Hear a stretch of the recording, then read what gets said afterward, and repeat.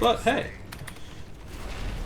Okay, now coming straight back into live, we did see 2 ultimates used, but 4 still up from the defensive side here. Still pushing forward as fair enough, trying to find something. Tac Visor now coming through, but that's another Tac Visor on the backside of this, and Eros gets the Nano, and Heros gets put onto the ground as Geinrich and Good Charles manage to wipe 2 kills of their own. Nano Genji now coming through as Honey Arium is going to be on the receiving end of a spiky sword and a near team wipe. Yeah, I mean, that went fairly well for them. And I am sorry for the viewers who missed one of the best plays that we've seen, but oh well. How this goes down sometimes.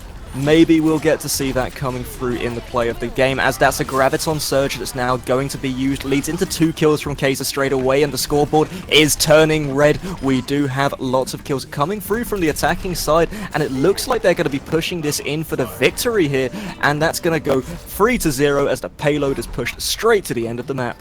They do have 22 seconds left, but I think that they're really going to have to stall on defense if they're going to really want to get that out, if they're going to want to confirm the win for this map, at the very least. Of course, they do have that time available to them as well, so we're going to have to see how the reversal is going to be playing in a factor here. Armadillomon is going to be hovering that Torbjorn pick. Do you think we're really going to see that? No, I don't think we're going to. We know that Armadillomon generally plays Reinhardt or Winston from last season, but I mean, I would love to see it. I would love to see a team go with no tanks and pretty much all troll picks, but I don't think that's what we're going to get out of this. We did also see Starkill just hovering the Bastion pick as well, but it looks like he might actually settle on the Widow as... Or not. Nope, we're going to go for the Pharah instead. That pharmacy combo is pretty powerful, but 3 DPS, they're probably going to have to wind up with one really good Reinhardt. And Armadillomon is a fairly good Reinhardt, so I think they could pull that off if they do actually go with this. Gonna have to see whether Armadillomon does manage that. However, we did get to see him last season, and his Reinhardt play did also improve significantly throughout the course of the season. Yeah, it did. He went at first, we had some less than positive things to say, but from, like, each match he played in the season, we saw gradual increases of his ability to play, and he's extremely good on that Winston when he does do the Winston pick, which came out right now. So, we will see, probably, him diving up on the roof to get them off.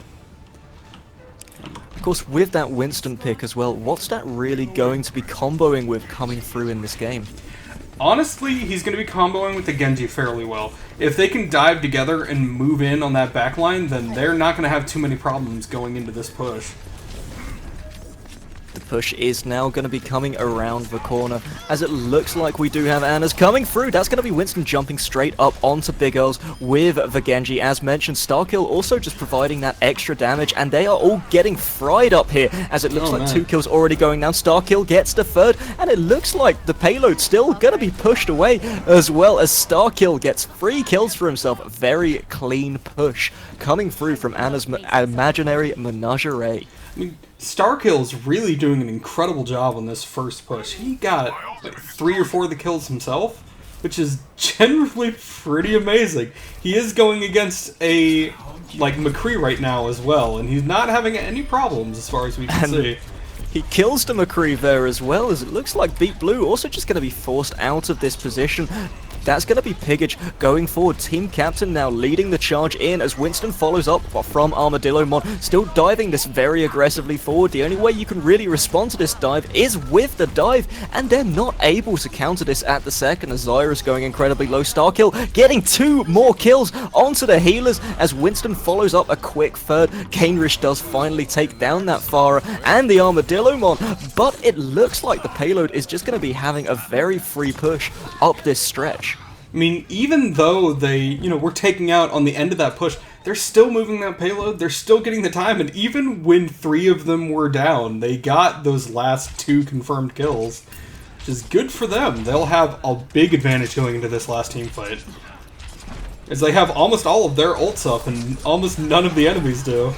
And that's going to be 2 kills instantly to start this fight off as Armadillomon gets a third for himself as well. Zyrus will be tagged with the sticky bomb, but that's only going to charge his shield until Eros takes him down very quickly from that Tracer. Looks like Winston's still trying to find the intro into this, but they're just going to be happy and content with getting the point instead. They have almost 6 minutes going into this last point. We're probably going to come down to 3-3 and then, an extra minute or so on the... Sorry. I'm forgetting team names. On the red team and on AIM, we're going to have probably a few minutes going into this if they can keep up this momentum going in. And AIM have been on fire. They're not really relying too much on AIM today, but no matter what happens, they're going to be coming straight far forward. This will be the Lucio ult forced out from Beat Blue. He's going to drop the beat for himself, and he's going to try and find something to keep his team alive. That's going to be Zyrus getting the first kill and the intro pick of this fight as Kaiser follows up suit very quickly, and this will be red across the scoreboard as fair enough. I'm going to say fair enough. Come at us, and we'll just take you down. It's finally coming back on them about how they can just stop this. They may have just halted the momentum going into this last point, which is a huge factor in this. Looking at the ults as well, that's 4 ultimates available for fair enough here. Yeah, the ult advantage is real. Definitely if Kaiser can get out that ult, he can just get Good Charles to go in and wipe everyone else up. Zyrus can also combo well with Good Charles going into this, and that would be an entire team kill if they can get that right.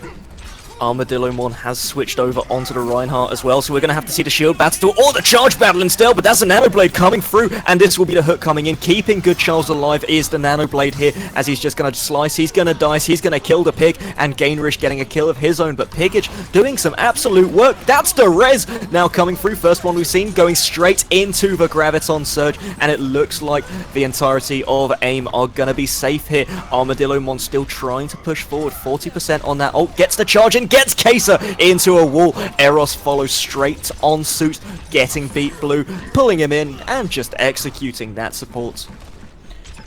There is one ult, well, 2 ults coming into this. Kaiser still has his Reinhardt ult, so he can hammer down to stall for the last part of the point. And we do have Pigage with his Genji ult. And Genji ult can really just change everything in the end, too. Kaiser and Gainrish looking for it. That's a double kill with the Deadeye! And this will be a purple pig who's going to be taken down. Dragon Blade used by Big Good Charles as well as he gets 2 kills onto both of the supports. And he kills his doppelganger over in Pigage. Well, the red team is definitely coming back in this. They are holding off pretty well at this point. They've held for almost 3 minutes now, which is a good amount of time, but there's still 3 minutes to go. Anna's Imaginary Menagerie can still get this going. They have the time, and it is their game to lose at this point. And Armadillomon's going to start this off. He's going to get the charge through, and that's Pigage! He gets slept on the backline with the Dragon Blade, but manages to get a kill of his own. Good Charles takes him down, though, with no problems whatsoever, as Armadillomon and Eros do some work for the team of their own. Gainrish gets one of the kills for himself, as this is going to be another stall coming out from Fair Enough. So I think the triple tank that Anna's Imaginary Menagerie is working can work against the enemy team, but right now it's not playing super well. They do have a bit lower damage, and unless Azaria is getting her charge up really fast, they're going to still be on that damage, they're going to be behind on the damage as compared to the enemy team.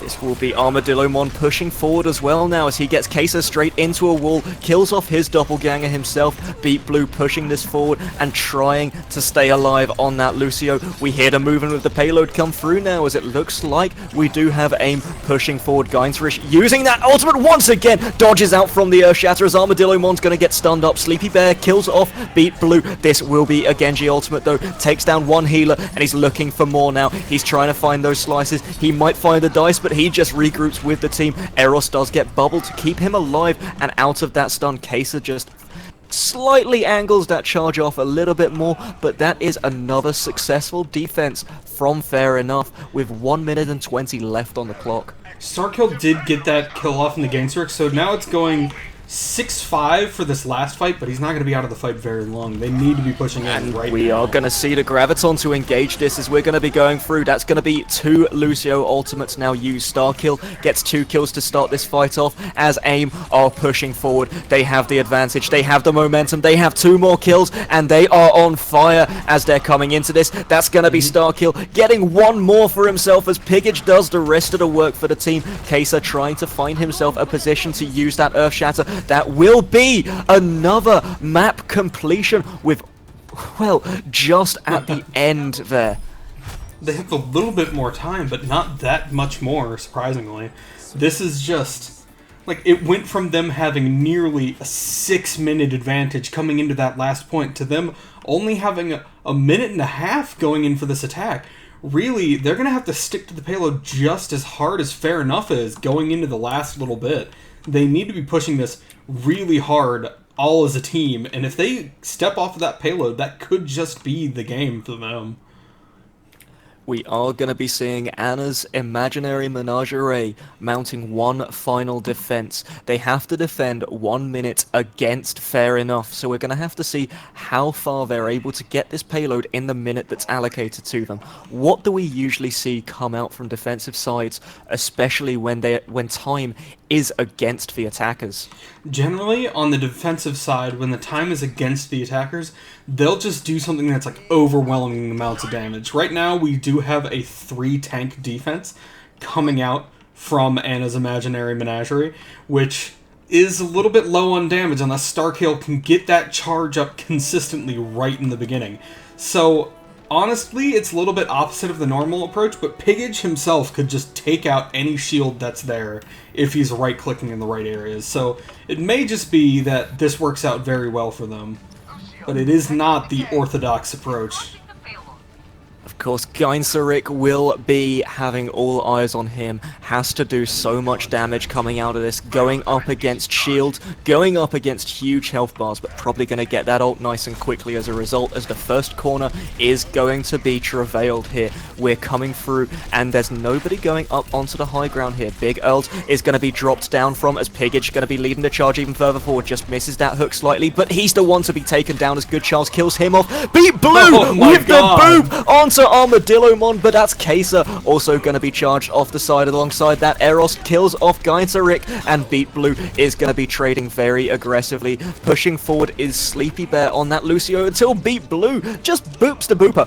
And now we're going to be taking this second corner as we're heading directly into overtime. Pigage is on the Winston now, looking for an entrance, waiting for the team. Smart decision as they're coming through, getting grouped up. They're not going to be panicking in this situation. That will be the dive coming through from Pigage as he's going to start landing some tickle damage through. That Starkill to follow up. Geinserik is going to be traded off as Eros lands those Helix rockets perfectly. Armadillomon! What a shield! What a beautiful play coming through from the Reinhardt as he baits, he switches, he gets free on the floor, and he gets a kill for himself as well, leading the team to victory on this Reinhardt pick. Overtime going to be very depleted, and this will be Anna on the point. That's going to be it, and that will be our third round.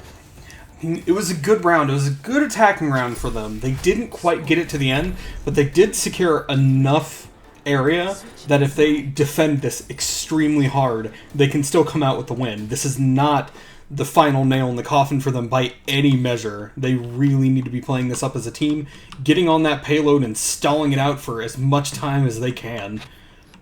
We do, of course, also have to bear in mind that this is a best-of-3 series. We still have 2 very hyped maps coming up after this game as well, so they may have the 25-second advantage on their side, but there are still a potential 2 games to go as well.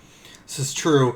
Definitely, this is a fairly close match right now. It's extremely exciting seeing all these ults coming out, and I really wish I had some sort of, ungodly awareness of when ultimate plays are going to be coming, but I don't. Sadly, I miss them sometimes. But still, this has been incredible all the way through so far, and as the first game on the mainstream for this organization so far, have to say, it's living up to the hype, and I want to see this going into the next round as well. This attack needs to be amazing, though.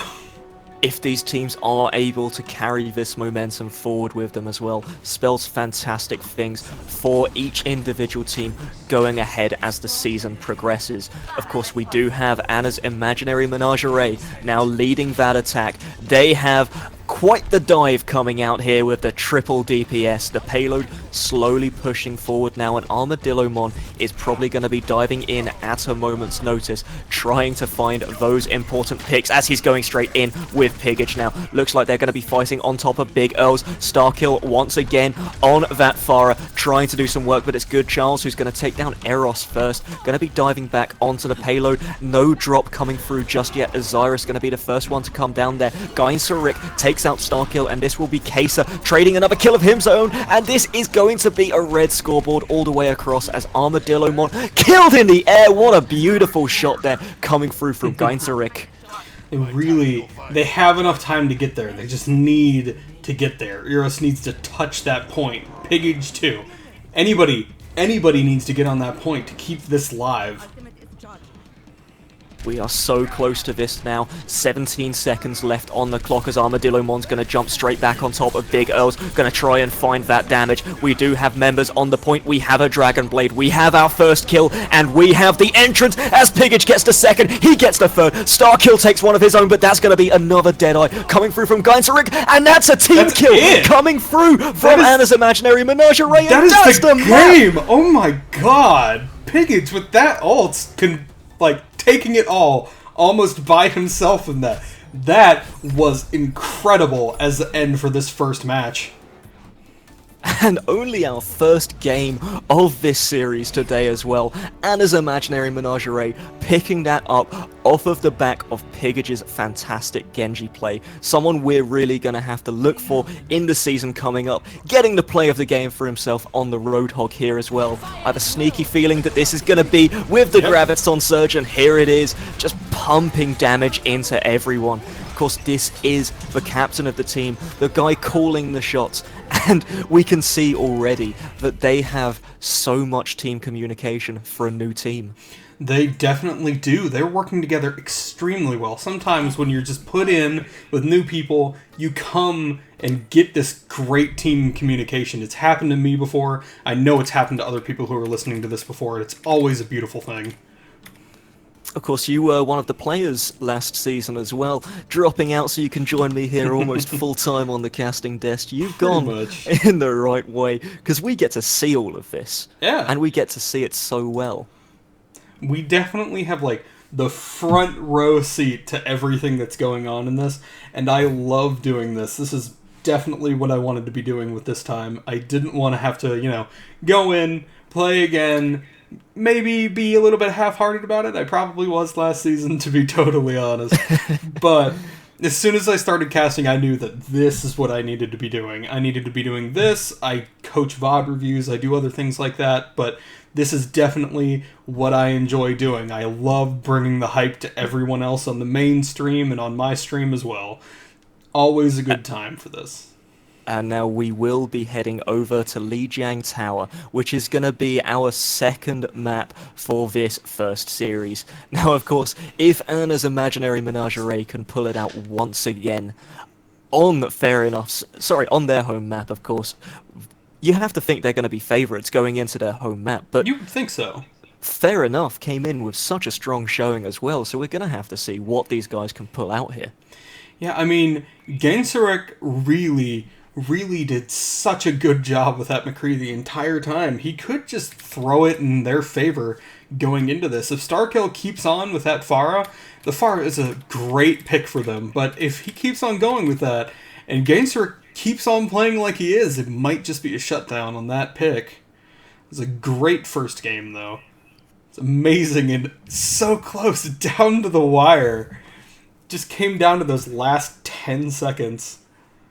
And of course, the use of overtime coming through from both teams, very alert of where they need to be, great positioning coming out from both sides, and we're just going to get our ready check all sorted with the teams before we're going to head into our second map, which once again is going to be Lijiang Tower. So we're going to go over to King of the Hill now, and of course if we do get to see a third game, we'll be going over to another King of the Hill over on the pole. Yep, and I'm going to be switching the team names in this, so... Okay, so just as a quick confirmation for everybody out there, and for you whilst I'm doing this as well, Energy, but we do have, fair enough, gonna be bracing the blue side this time around, and Anna's imaginary menagerie, who we'll be calling AIM for the sake of time and our lungs, gonna be gracing the presence of the red side here. Now, of course, our first map will be the control center map. Now, looks like we've got a strong dive gonna be locked in straight away from Fair Enough. I mean, strong dive is always usually pretty good on these maps. As long as you can keep your team together and as long as your healer is really on point, you are doing a good job. Also, for Misk, the casters this time are me, Energy__being, and also Douge. So yeah. And we are looking forward to this next map. Of course, Control Center, very, very swingy map, and it plays in very well to both teams' playstyles from what we've seen already. It does. This is a very good map for a lot of different things. A lot of people say that it's not great for Pharah, but anything with... Oh, starting already. We've already got the fights coming out from these guys, and it looks like we do have... It's gonna be Anna's imaginary menagerie getting the control of the control center already. Kesa gonna be jumping forward very aggressively, trying to tickle down Anna to death, but he's gonna be greeted with the rest of the team. Can they punish this out of position? Monkey, yep. They can indeed! Pigage with that beautiful hook, just the right place at just the right time, as now that is going to be the first point going to be secured for the red team here of AIM. I do think Pigage knows exactly what he's doing with that hook. When he's on that Genji pick, he knows just how to play these things, and it's showing so well for him and for his team. I may have another Pichu in the making, honestly. I have to credit the healers here as well, who are just keeping these tanks alive so consistently. And as I say that, it's going to be Kesa going down on the tank himself. But we do have the sides just getting a lot of work done here straight away. Looks like AIM are going to be holding this point very consistently. Pigage will be going dangerously low here as Beat Blue on that Tracer, trying to put damage through those tanks. He gets the first hit, but he's taken out almost immediately afterwards by Starkill. Medresha going to be taken out. Pigage as well, as that's going to be the Zenyatta ultimate coming through. This will be one more Genji Blade as well, as Good Charles looking for those picks. Kesa slept on the point. He cannot support his team at the second, but we do have that contest coming through, and it's in full force as Zyrus is just raining damage down from that control room. Gainsarish gets one entry pick here. Eros is out of the fight, and that's going to be Starkill and Honey Anarum and Armadillomon and Sleepy Bear taken out of the fight and sent to respawn as Fair Enough secure the point for themselves. It's great for them to regain the point, but I do have to point out that AIM does have that 70% advantage in this. They could immediately just take it themselves. And thank you, Real Mad Matt. We appreciate it. And we appreciate the amount of support that you guys are giving to the teams at the second in chat. Of course, if you'd like to give them even more support, come join our Discord. It's in the description below, and you can tell these guys just how great a job they did. And get involved yourself, as another fight is going to be coming through straight again. Zyrus, with that ultimate, going to be taking out his doppelganger as he gets 4 kills. Huge, huge ultimate coming through from Zyrus, as the defense is massive from Fair Enough. Dang, man, how do you do that? Oh! My goodness, that was a huge Soldier 76 ultimate. Huge credit going through to Zyrus there. Brilliant positioning coming through. But Pigage taking out Beat Blue on the backside. And another goes down, and another one, and another one. We are going to become DJ Khaled's in the future with this, as Pigage gets yet another one with the hook and execution combo. Looks like we do have Medresha going to be forced out, but Beat Blue coming in straight away for the support. That's going to be Beat Blue taken down, trying to support his healers. True credit to him there, but maybe a tiny bit too aggressive, as Anna's imaginary menagerie get the point again. It's better to just let the people die and group back up than go in and try and support them and die yourself. Just delays things further. Though, of course, we do have Kaser now pushing forward. He's going to be using the ultimate from the Monkey to try and find that extra space. Graviton Surge going to be used in defense here, as that's a 2-man Fire Strike, 3-man Fire Strike even, getting 3 kills straight away. Pigage going to be holding off the rest of the defense here and locking down this point. Beat Blue tries to find something as we are into overtime now, and it looks like Beat Blue is not going to be going down without that fight, looking for whatever he can. Eros with the Nano Visor. Good Charles now also coming in, keeping this overtime going as Zyrus trying to pump in some damage from the backside, but Pigage gets 1 kill of his own. Mesresher gonna be hooked in, gonna be executed, and Geinserik now the only man on the point, and now sent to respawn, as that's gonna be our first round taken by Anna's imaginary menagerie. Eurus and Pigage are just cleaning up this entire game. I have to give him so much credit for doing that, because it is so apparent how on top of this... Well, you know, everybody says that the Pig is DPS and tank, but, like, they're both on fire on this DPS role, doing all the damage, getting most of the kills for their team. But of course, I just took a quick look to my right, and I did get to see that 4K coming out from Zyrus once again. Huge plays coming out from both of these teams so far, as we're going to be heading over to a more lateral map going into this next. Yeah, this map is popular with a lot of people who, like, actually like doing control point maps. So, makes sense. Eros gonna charge straight in. Starkill getting the entry kill onto Zyrus there. He's not gonna be shut down by that Soldier 76 just yet, but Bridge is going to be aggressed by AIM as they're pushing very far forward. They get 2 kills for themselves going into this. That's the 3rd, and this is probably gonna lock down the point for AIM as they're gonna be heading straight into this map on the good foot. With how aggressive they're being and how good they are at keeping this point, I think this may be the last map for this. Well, not the last map, but I mean, you know, the last game of this series. Of course, this is a best-of-5 format. This is competitive style, and that's gonna be another boop coming through from Starkill, locking down this point as much as possible. Eros taking down the enemy flanker as well, and it looks like this point is just going to be very secure from the side of AIM at the second. So how can Fair Enough make the entry to this point and breach it? Honestly, like, Geinserik is getting picks, and he needs to continue getting these picks. He needs to take down Starkill, because Starkill is giving him so many problems just flying around in the air, dealing so much damage to the team. He's the reason why they got this first point so easily. Looks like we are going to be pushing in. Pigage does take down the Reinhardt almost immediately into this fight, so they are going to be coming in at the disadvantage from the side of Fair Enough. Doesn't seem like they can get past this bridge section here. I don't think they're going to be able to very easily. They're moving in now, but it seems more like because people let them. Armadillomon just going on fire here as Eros does get 1 kill himself. That's 3 kills secured by the Primal Rage of Armadillomon. But we do have members of Fair Enough on the point trying to aggress here. Probably just trying to get those stats at the second. Yeah, it's entirely possible. Really, Armadillomon has become such a good player since we first started watching him do this. He's so on top of it all the time. It looks like Kaser is going to be trying to have a word with you here as he's pushing forward, and that's a 2-man boot coming out of Sleepy Bear. And it doesn't look like Fair Enough want to actually start coming out of the bridge push. Sleepy Bear is all about those boots, man.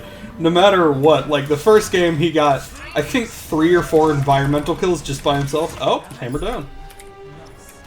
And securing the second round with ease is Anna's imaginary menagerie, and I'm getting better and better at pronouncing that name as this series progresses.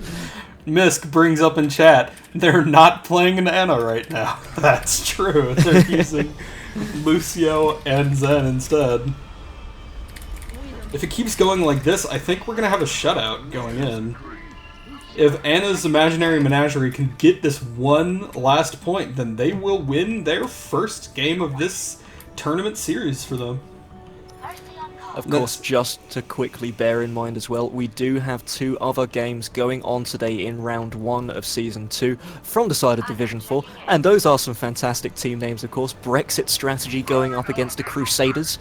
We also have Pat Pat Pat going up against Team Unknown today, so lots of action going on, and hopefully you guys will be able to catch those games and keep up to date with those scores. This should be an interesting division for people to be playing in.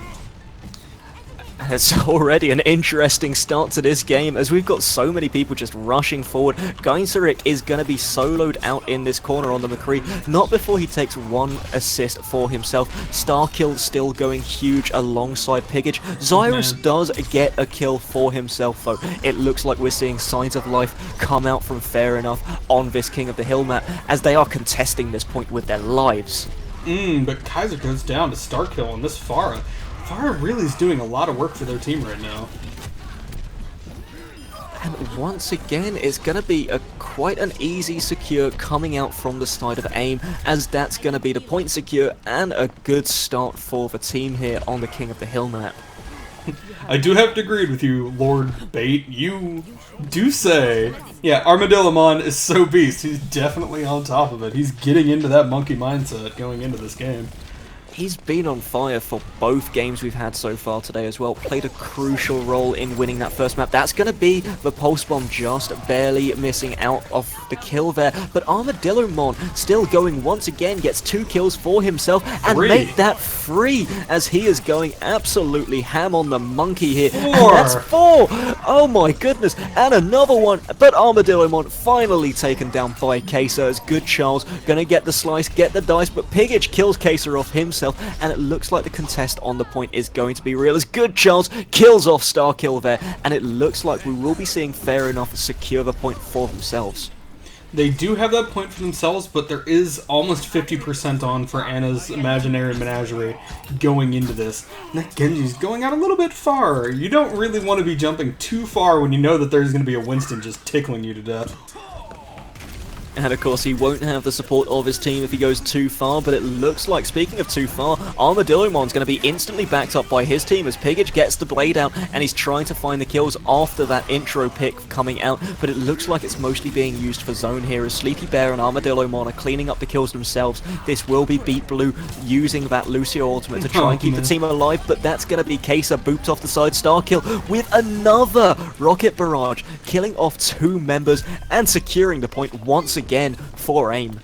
Everyone on AIM is super impressive. I don't think I have anybody who's really not doing anything at this point. Like, sometimes you'll have a member on a team who's just kind of a little bit behind to where everyone else is at, but they're working so well together. I don't think that even qualifies in this. And just look at that dive as well. They've come in, they've already killed off 2. Geinzeric will try and find those picks for himself though, as they are desperately trying to get into the point from Fair Enough. We do have 3 kills being taken here. Contest is still coming down on that point. 6 members stacking that up now, and it looks like Fair Enough will secure this, but not before Anna's oh my goodness, AIM start to come into the point again as Beat Blue kills one off. Armadillomon taking down the second for himself. That's going to be Starkill, and once again, and even trades across the board. There's the res coming through, trying to reset this fight going forward. Kaser and Good Charles now chipping in to do some work for themselves. This will be the Lucio ult coming out of Beat Blue once again, trying to make sure he has enough health to get in here, but this is still contention on the point. We're in overtime now. This could end the game. Good Charles gets 1, gets 2, and he secures the point. Starkill just couldn't do anything by himself hanging around on the outside, but Good Charles just goes in, uses his blade to amazing effect, I have to say. Though, if AIM gets this point, just takes it back one time, which is entirely possible, they still have 50% for Fair Enough to get it, then they will win this entire match. and we're going to have to see how Anna's imaginary menagerie are going to deal with this going forward. The dive is now starting to come through. Healers have been isolated. Star Kill does get the star kill as he takes down Beat Blue, so one healer out of the equation already, but that's 3 more kills coming out from AIM as they're on the point. They're looking for this win. Genji trying to contest with his life here, but goes out almost instantly as overtime forced once again. Point taken once again, and this will be Anna's imaginary menagerie picking up that match and picking up the series at 2-0 here. Honestly, it was so good. They all had like a rotation of who was doing best in these matches. Armadillomon really showing that he is a beast, and he definitely knows how to use that Winston pick. And here it is as well. There's the one boot, and he's looking for the second. He gets that one easily down onto McCree, and I think he also got the third here as well. There it was. He jumped on Kaiser, and Kaiser just went down. Absolutely incredible series, and Armadillomon playing out of his mind. Very worthy of that play of the game there. Yeah, definitely. They all work together extremely well. There's so much playing potential with all of them. They all knew what they were doing, and it's hard to believe that they were all a new team coming together fairly recently, and with those DPS who are new to the game from what they've said, so this is just surprising all around. They did so well, and I have to commend them for the first live streamed victory for the Overwatch University League this season. Congratulations, Anna's Imaginary Menagerie. You have taken it. It is yours to claim. And of course, just to echo what you said there as well, brilliantly well played from Anna's Imaginary Menagerie there. Every member of the team playing out of their mind and leading them into that 2-0 victory up against Fair Enough there. Now, before we do close out for a very quick break whilst we set up lobby for second game, Energy, do we have any MVPs that we can really call out from that game? Honestly, there's so many good players in that game that it's hard to just, make it a few of them. All of the DPS players on AIM were very good. Pigage on top of it all the time. Starkill, when he was playing that Pharah, was so good. Eros was on it when he was playing that Tracer. And Armadillomon is just a beast every single time we see him play Winston. He knows what he is doing. On Fair Enough, I do have to say Gainsrick did a very, very good job with that McCree, and Good Charles did an amazing job on that Genji when he was really in the heat of the moment. Definitely the case, and once again, excellently well played by Anna's Imaginary Menagerie there, and congratulations to them for winning their first game of this Overwatch University League Season 2. We are going to be taking a very quick break now, but don't go anywhere, don't tune that dial to any other station, because when we come back, we will be taking a look at this week's home derby as Diverse Identity take on Diverse Origin, coming all the way from Division 7. So join us again very soon. We'll be with you. Don't go anywhere, and thank you for joining us. Alright, we will see you in a few minutes.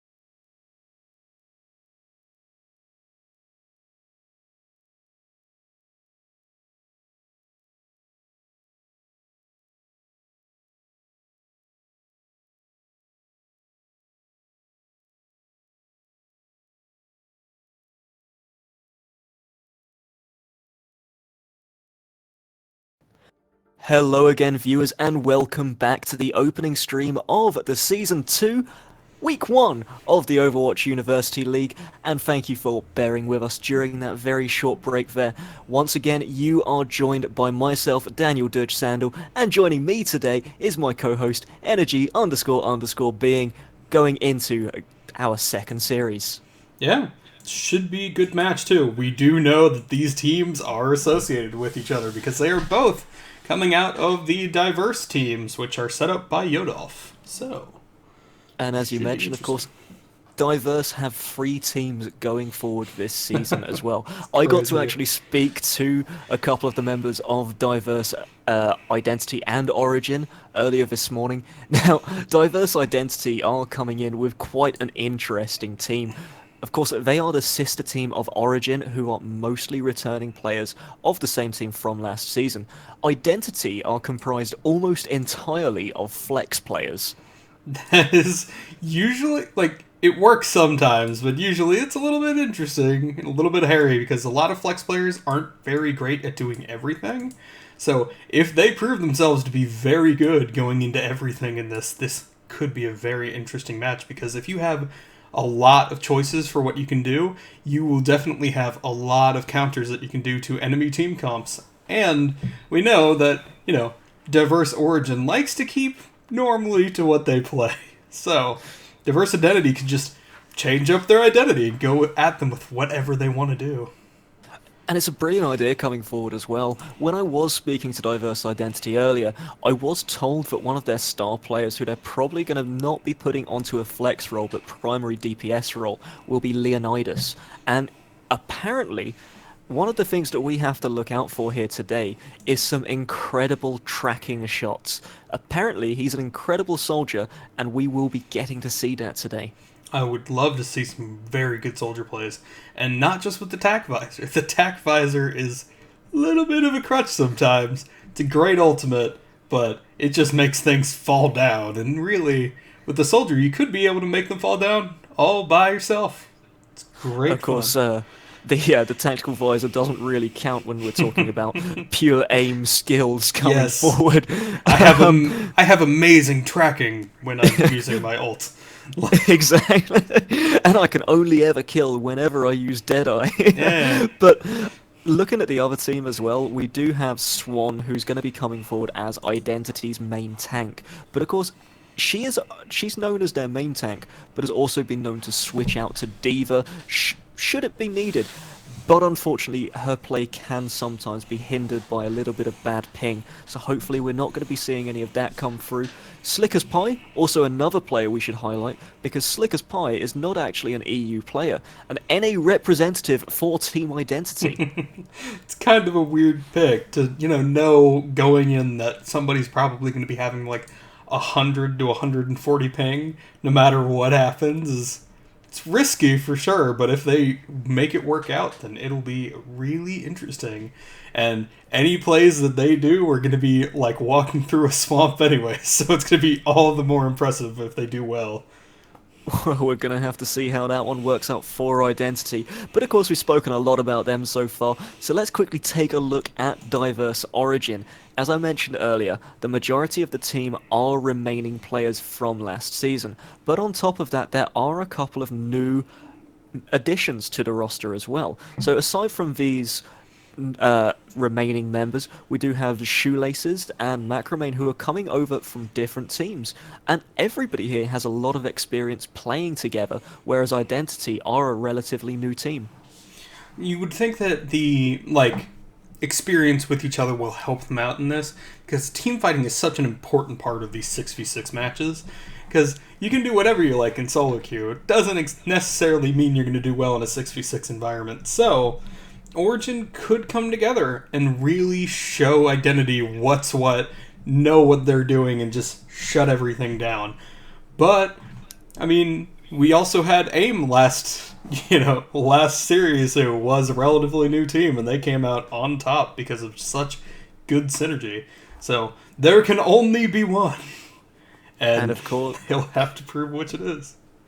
Of course, both of these teams, when I was speaking to them earlier, I have been told that the teams usually do feed into one another, as you would imagine a sister team would do. So both teams helping one another to improve at the game and just have that extra ability to play side by side. But this game in particular, I am told that it's not going to be a heated rivalry. But both teams are not going to be holding anything back. Both teams will in fact be try-harding their best and coming out of the gates fighting. Yeah. Yeah, they really, all of them just want to come out of this fighting. If you can get the first win in your tournament, then, I mean, you'll definitely be one up on the other guy for sure. So there's that. The more wins you get, the better off you are. And we're doing this all for titles, all for names, and all for recognition in our community, which you can join by clicking the link in the description for our Discord. Get and involved of course, yourself. Community being the big key word here. We are the largest recreational Overwatch league that's currently available to anybody out there. If you guys would actually like to find out anything more about us, you can find us over on a subreddit, reddit.com/r/Overwatch University, and we are dedicated to helping players, casters, and coaches get better at what they enjoy doing, and there's always going to be room for more people to come through. Come over to our Discord, as Energy said. It's in the description below, and you can join it, you can ask any questions you might need to ask, and you can get yourself involved in any way you would like to. Maybe even join us one of these days on the casting sofa, as well as we're going to be heading forward. You can sign up as a free agent, you can substitute for teams, and of course we do not discriminate on any form of SR level. You can be SR1 and you can be welcomed straight in. You can be on the 5,000 mark and we will have a place for you guys. Of course, if you do want to keep watching these streams as well, we'd appreciate it a hell of a lot, but you can also follow us here to know when we're going live. Also on Twitter at OW University. We stream every Saturday 3 p.m. GMT for the EU games and at 6 p.m. CST for the NA games. Yeah, I agree with Fireblaze in the chat. I think Diverse will win. Yeah, I think Diverse will win too. Well, we're going to have to see which one of the diverse teams do win. Of course, we do have the fighting talk coming out from both teams. So, taking a look at this, what do we favour here? Do we favour the new team who are going to be coming out try-harding, or do we favour Origin, who have a little bit more experience playing together, but are known to stick to a very similar style? You know what? I'm going to favour Identity, just on principle. Flex is interesting.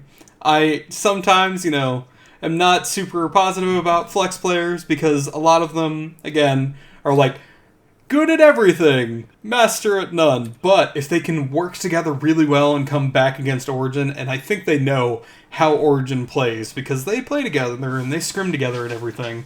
So if they know how the other team plays, they can really just outmaneuver with their picks in and of itself and not have to worry about anything else. Of course, you guys can join the chat out there as well. Make sure you let us know who you are going to be favouring for this matchup. Let us know on Twitter as well if you guys are that way inclined, and we would love to respond to your comments as we're going to be going into King's Row. Now, one quick thing I would like to point out before we do head into this best of 3 series. Yodalf from Diverse Origin is not going to be playing today, so Diverse Origin are going to be playing with a different shot caller. Yeah, and that's usually kind of bad for you as a team, because you get used to the calls that, your primary shot caller makes, and following somebody else, maybe who you don't, feel has as much authority, especially with, Yodalf, who set up all of these teams in the first place, definitely may be a change for them. It may be a little bit of a negative for them coming into this. And as you say, it is coming down to comfort here. We're going to be having Diverse Origin taking the first attacking position here on King's Row, which we finally get to talk about as well. So why don't you just give us a quick rundown of this first point? Alright, well, I'll use the camera, but basically, this first point you can attack in 4 different ways for the most part.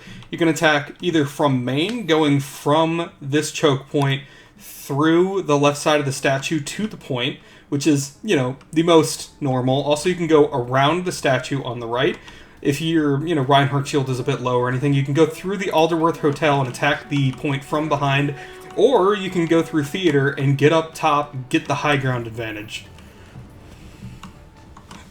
Of course, as mentioned as well, this is a map that we do get to see quite often. We love it over here at the Overwatch University League. We love Kings Row. We love London, as it looks like the cinema push is going to be our first one for the day, coming out from Diverse Origin, just peeking out of that choke. Kuma's just going to quickly wall that off. Where will we be seeing Diverse Origin go after they have just got out of this cinema? I think Diverse Origin's going to go back up around the steps, try and get out there. Leonidas is up on top, playing that soldier, really doing some damage, but he has to go back down to the ground.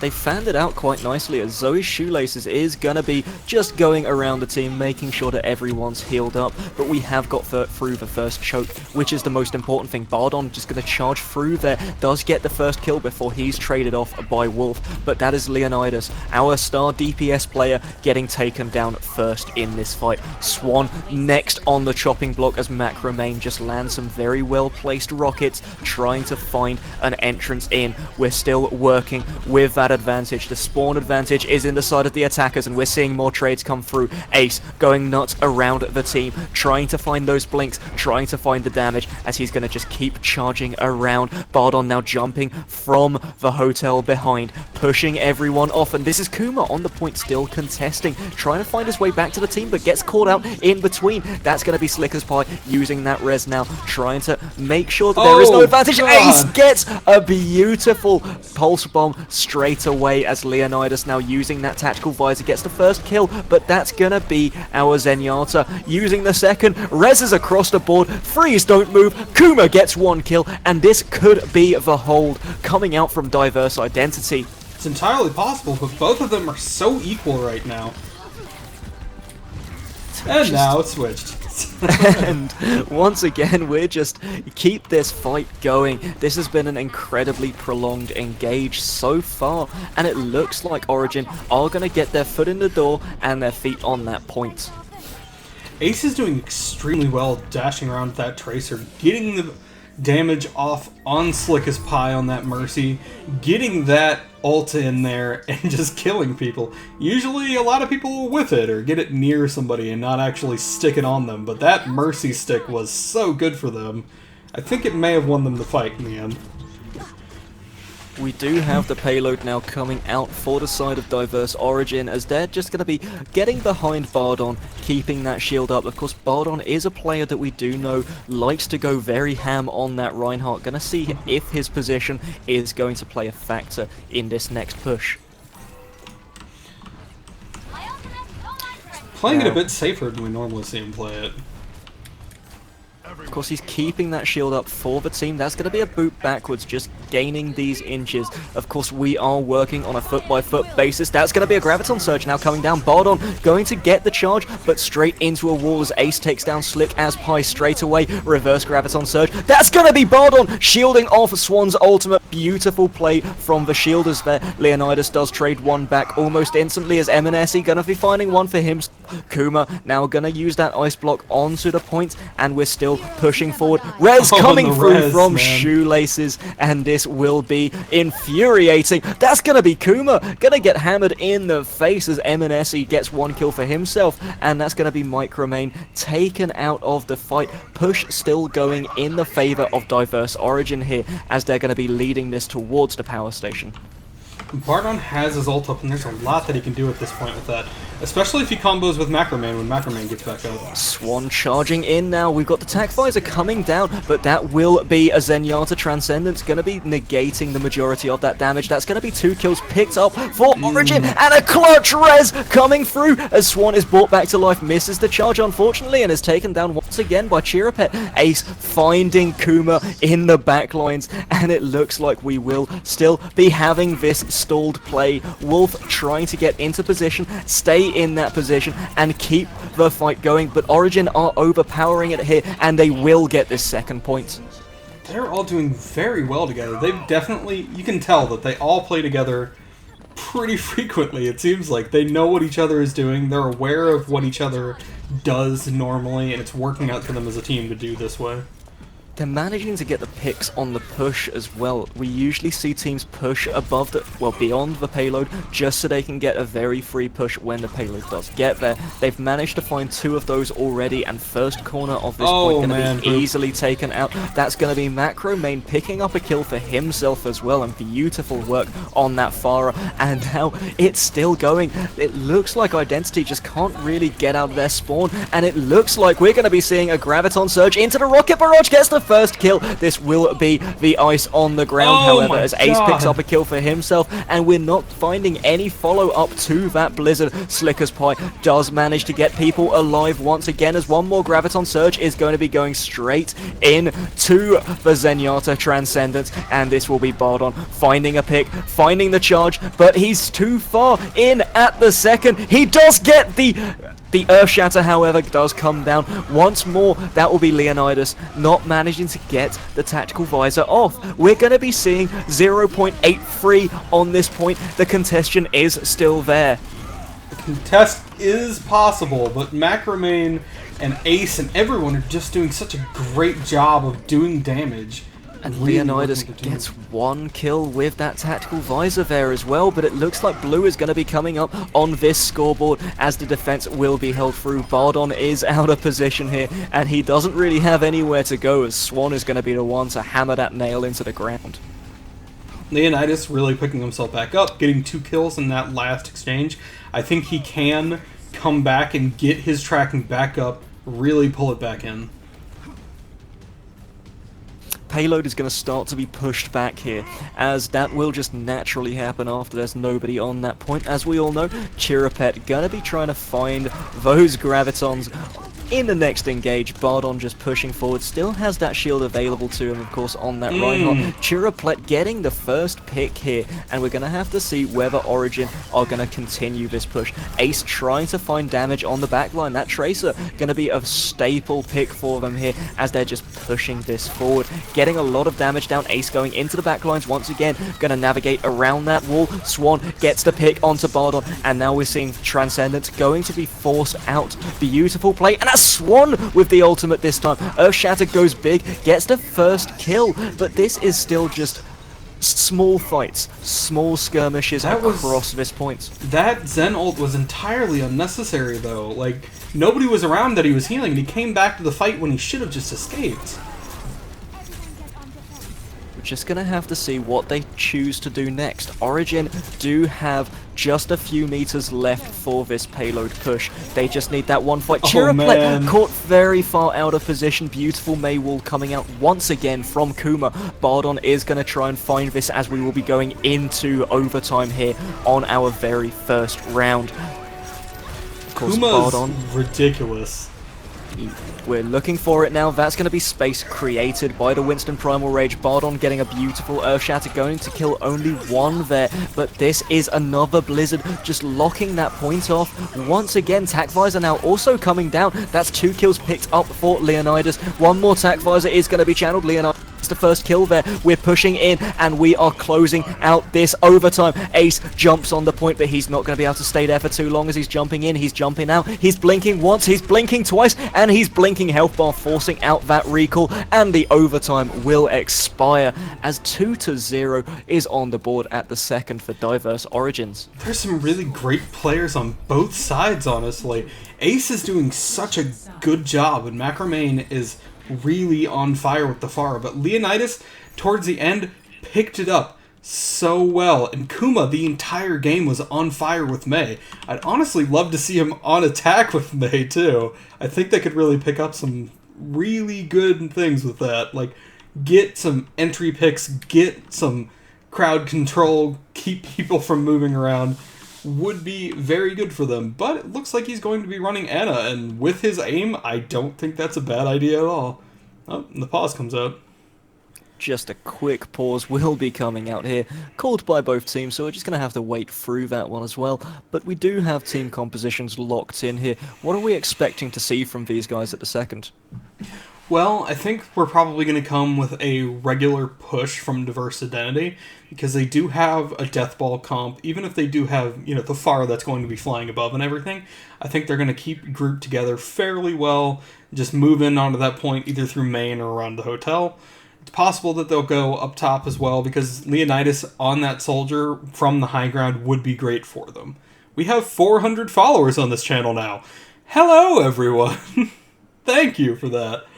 Also, I think on Diverse Origin, we will probably see a similar play to last time, but Cheraplet is on that Roadhog now, and that instant pick potential is very good for defense. If you can keep on getting those hooks, keep on getting those picks, it is always, always a good option. And we've seen these options be used very well. We have also noticed that both teams playing compositions incredibly well, and we know that these guys play with and against one another quite often. So what can we expect to see coming next? I mean, we haven't seen the attack come through just yet from Identity, but looking at their composition, going to be a very aggressive but standard comp so far. Yeah, I think so. Because Wolf, even though Zarya starts with fairly low damage, she does really gain it if she can get that charge up. And I think if she uses Swan or Leonidas for it, she's definitely going to be able. And the pause comes out again. All right. Of course, one of our players did just quickly take a bathroom break whilst the pause was in effect beforehand, so he's not currently back at his keyboard. Now, one thing I would like to quickly ask you about. The defensive Pharah is usually a very divisive point, and it's not something I personally like, but how can this work into a composition? Definitely, if they can win the firefights, if they can win the air fight against the other enemy Pharah, then it's usually good. But I don't really enjoy it as a defensive pick, because you're, waiting for people to come to you. With Pharah, the best options for her is her mobility throughout the air, being able to go attack the enemy team in whichever way that she wants. But on defense, you're kind of limited. You're kind of limited with the airspace that you want to be in, because you want to be able to kind of contest that point if you need to, and you want to kind of be able to play with your team, because if you're away from your team, you're going to die, just no matter what. But for me, it's not something that I really approve of, but I know that Macromain pretty much just plays Pharah, so it's probably why. Gonna have to see whether that will factor into this game. We do have just a quick one that I'd like to point out here. Real Madmare just put it out in chat. Identity will dethrone Origin, just like LG Evil dethroned LG Loyal. Throwing it out there, and the gauntlet has been thrown down. Gonna have to see whether Identity are gonna be able to close out this map, or just get a tiny couple of inches further than Origin managed to in the last round. I think it's possible, because with how they group back together at the end of it, they know what they're doing, and they can play as a team. It just took a little while for them to get that momentum going. And of course, as we mentioned earlier, sometimes that new identity to a team, no pun intended of course, it can actually just throw everyone for a loop and just come out really strong. Looks like the cinema push has already been done here, and we're going to be going up to the high ground. We do have Slicker's Pie just lagging behind a tiny bit here, as he's going to be grouping up with M&SE to get that air dominance that we usually see from the pharmacy compositions. Wolf is going to start trying to get over this point, and now getting in behind the control point. The objective isn't being contested at all just yet, as both teams are just vying for position. Leonidas going in now with Wolf, taking that high ground advantage. And we have seen our first pick, and it's going in favor of Origin straight away as they get two introductory picks, as it looks like Identity may have pushed a little bit too far forward. That's going to be Macromain killing himself off of the big body of that Zarya. Swan and Wolf are just put together, and that's going to be a very sneaky Roadhog coming up from behind them, getting a lot of damage down as well. Now we're going to be taking a look next as M&SE just going to get it that air superiority once again. We did hear that the ult is charging. Both Farahs at a very similar ult charge. Swan now charging in, getting the first kill onto Shoelaces. That entry pick could be huge here as Leonidas follows up straight away, kills off Bardon. Emanesi now going to be taking a couple of bullets as well as Leonidas going huge with that nano visor. 2 kills picked up almost instantly as this will be bodies on the point. This will probably be the objective secured as well, unless they try to just stall out Chiraplet a little bit too much. Emanesi does finish off that pick, and we will be seeing bodies on point. This could be very close. That's the res. Chiraplet now coming straight back up. Gonna use that whole hog almost instantly to push people off. That will be Rocket Barrage getting nothing there as everybody dodges out of the way perfectly, but that's another Heroes Never Die as the Mercy res is now coming through from Diverse Identity. Pushing forward is Emanesi. Finds the pick onto Shoelaces, but we do have a man disadvantage as Bardon with a huge ultimate kills off 3. Reverse Rocket Barrage kills 1, and that is a near full wipe coming out from Diverse Origin. I do have to say that their willingness to just walk off the point and contest that Roadhog lost them their first really successful push. They could have had that. They really could have had that, but they were too caught up in that Roadhog. They could have just done damage from the point. Of course, maybe tunnel visioning just a little bit too much there. We could be seeing the fact that these are a new team and they possibly not working together as best as they could be at the second. So that communication will be factoring in quite heavily. Another cinema push is going to be attempted from Diverse Identity here.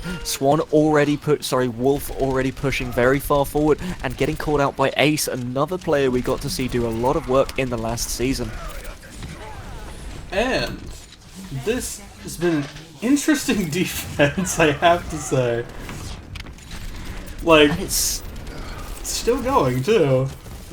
They're trying their best here, but they're running out of time very quickly. Is still pushing forward. Swan is now getting that nano boost. He does get charged out by Bardon, though. It was a really good combination coming through, and there's 2 kills traded apiece. Swan does get the charge, which is going to secure them a little bit more of this fight. That's going to be double reses coming through as Slick as Pie jumps straight in, but Chiraplet and the rest of the team now going purple. Overtime going to be forced, and that's Macro Main getting 1 kill with that Rocket Barrage. Overtime depleted, and that's a full hold. Almost. That will be a full hold now coming through from Diverse Origin. That was... See, I want to say it was amazing play from Origin, but I think the misplay from Identity mattered a lot more in the end. Definitely Origin held off that point at the end by themselves. They knew what they were doing as soon as they got back in there, but they wouldn't have had the opportunity to get back in there if they hadn't focused down that Roadhog, and they should have just done that from the point. You have ranged characters. You can use them that way. They also had a very good Rhine coming out from Bardon. We did doubt some of his position a little bit earlier, but definitely being a stellar performer here. And as we see, that's going to be a huge, huge ultimate. The Earth Shatter coming down secures 4 kills for the team. That was just great overall from them. They did play very well, and I think if it did go to the Streets phase, they would have won anyway. So, congrats to them. We will be going into the next map. And to echo that once again, Diverse Origin picking up that first map following a full hold on King's Row. We will be going into our second map very soon, but just to quickly talk over the players who really shined out as a star player from the side of Diverse Origin there for you. From Diverse Origin, I have to call Ace. Ace did so well. Also, Shoelaces has improved a lot since I first saw her gameplay last season. She's doing a lot better. Her ult timing is a lot better. When she's using when she's using her ult on her team, she's getting a lot more people and she's keeping in safer positions. Also, with Macro Main and Ace, they're doing so much damage. Ace on that Tracer was so good the entire game, and Macro Main, when he was on it, was just doing incredible work. But on Identity, I have to say that Kuma was really my star player. He was doing so well the entire time on that defense with his Mei. He was setting up the picks and the kills by himself. He didn't usually even need his team to follow up on it with him, but they always did anyway, and they were playing very good as a team for that. Of course, we did see Identity just kind of stall it out a little bit too much, stopping themselves from actually capping that point. If we're going to take a look at this and just provide that feedback that the teams here do actually need to just get better as the teams go, what can we really say about them in their ways of engaging these fights? I think with Origin, they're doing fine. They know like when to engage with each other. You can tell that they play with each other a lot. Ace definitely is very good at being like that backline disruptor that he just was on top of the entire time. With Identity, I think they need to play up Kuma's Mei a bit more, maybe on attack too. They might want to try that sometime, but they also need to just work well together as a team, and they need to play up the objective because they weren't doing that so much. Like, you can try and push from the high ground as much as you want, but if you're not getting to the objective, if you're not fighting on the objective and trying to win it, then you're not going to be able to take it. This game, as much as like a lot of people don't think about it as it, is all about the objective. You need to be on there. You need to be pushing it. And I know that certain people are better at it than others, but you just need to be on it in general. It's a great way to win the point is to do your team fights around it. You can push the enemy team off of it. You can push into it. Whatever. Just handle it. Be on that. And if you have the opportunity to take it, don't chase after the enemy. Just take it. That's my input on that. That was the main thing that we did see come out from Identity there. Perhaps tunnel visioning a little bit too much on that the Roadhog kill, sorry. So when it comes to it, the entrance into these fights as well, we did see them use the cinema, we saw them go up the alleyway behind and get onto the high ground, but what was really stopping them from actually progressing onto that point? I think they weren't focusing their damage enough. Like, I know that Wolf went down, not Wolf. I know that the soldier that they had went down a few times that was hanging out on the high ground. He definitely wasn't, like, on the defensive side. I mean, he was going down to them on the high ground push, but really, in the end, that was, like, the only pick that they got because he was super available to them all the time. He was always there for them to pick off and take advantage of, but he was the only one that they were really coordinating their damage on as far as I could see, because he was the only one who was going down. Shoelaces didn't go down, Macromane didn't go down, nobody else went down. Only Ace went down because he was hanging out on the high ground and because he was right in front of them. The rest of them were all just taking damage, but Shoelaces was so good at, like, healing them up because they weren't taken down so far, or they weren't taken out or focused down, that it really just negated their entire push. And of course that push didn't really come through as quickly as perhaps we were expecting. We did see Origin get a very coordinated push in. They managed to get onto the point very quickly, and that was one of the things that actually lended in their favour to actually secure the point first off. Yeah, they definitely have a very focused, easy push, and we can tell that they play together a lot because they know the timings to move in with each other. And I don't know if they're all focusing the same targets because honestly, I wasn't able to, gather that while I'm also doing the camera work. But they definitely knew that, okay, this person needs to go down and also these people need to go down and we should definitely focus on these guys.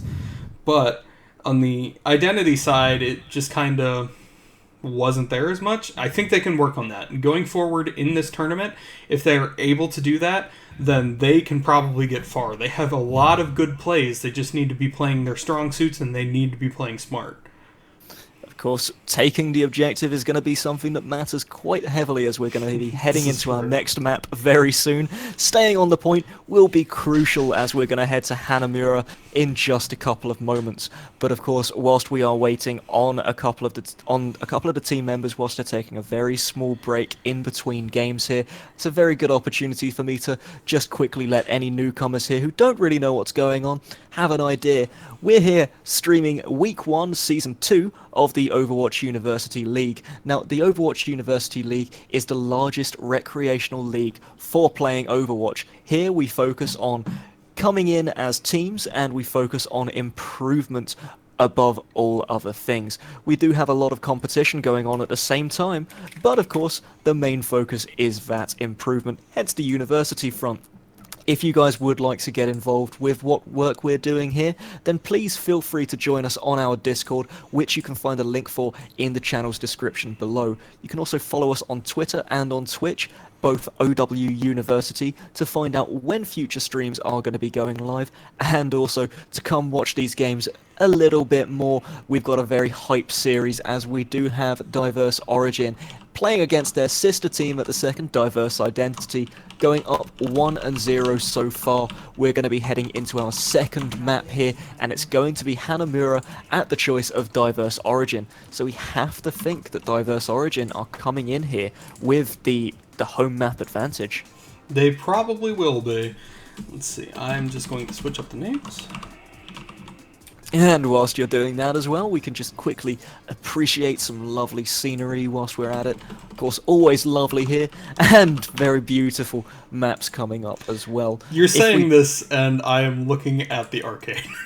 That's no problem at all. We can see that in just a second. We can see outside, and I mean, being inside an arcade is always quite nice as well.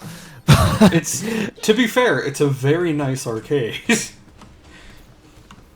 And yeah, I'd have to admit, like, it's even nicer when it's been trashed up by some people who are supposed to be here to save the world or something along those lines. But This first, is true. let me break this patchy machine. Also, I mean, this like Murloc, you know, like UFO ramen thing is so nice. Like, I wish they had a figure of that. I would buy that in a heartbeat. You can get Pachimari dolls now. I have a Pachimari doll. We did buy one as well, but it's not the Blizzard Gear one, unfortunately. I've seen how they look, and they're absolutely gorgeous. But we're getting off topic again. Yeah. Taking a look at these teams, it's going to be Diverse Origin. No, defending first. Yeah. And we're going to be having Diverse Identity attacking first. What do you think of this composition? I think the attack composition is good. They really need to get in there, but I think they may still struggle with the problem that they're not focusing people down with this kind of comp. Well, first to be focused down is going to be Wolf, playing that Tracer taken down almost instantly by those rockets. That's going to force a regroup very quickly here. And Eminesi going down to the backside to ace. This is a very strong defense coming through so far. Slicker's Pie going to get hooked in. That Diva is going to be providing the protection for a little while, but the defense matrix doesn't quite stop hammers. No. Or, you know, laser beams. It's not very good at that.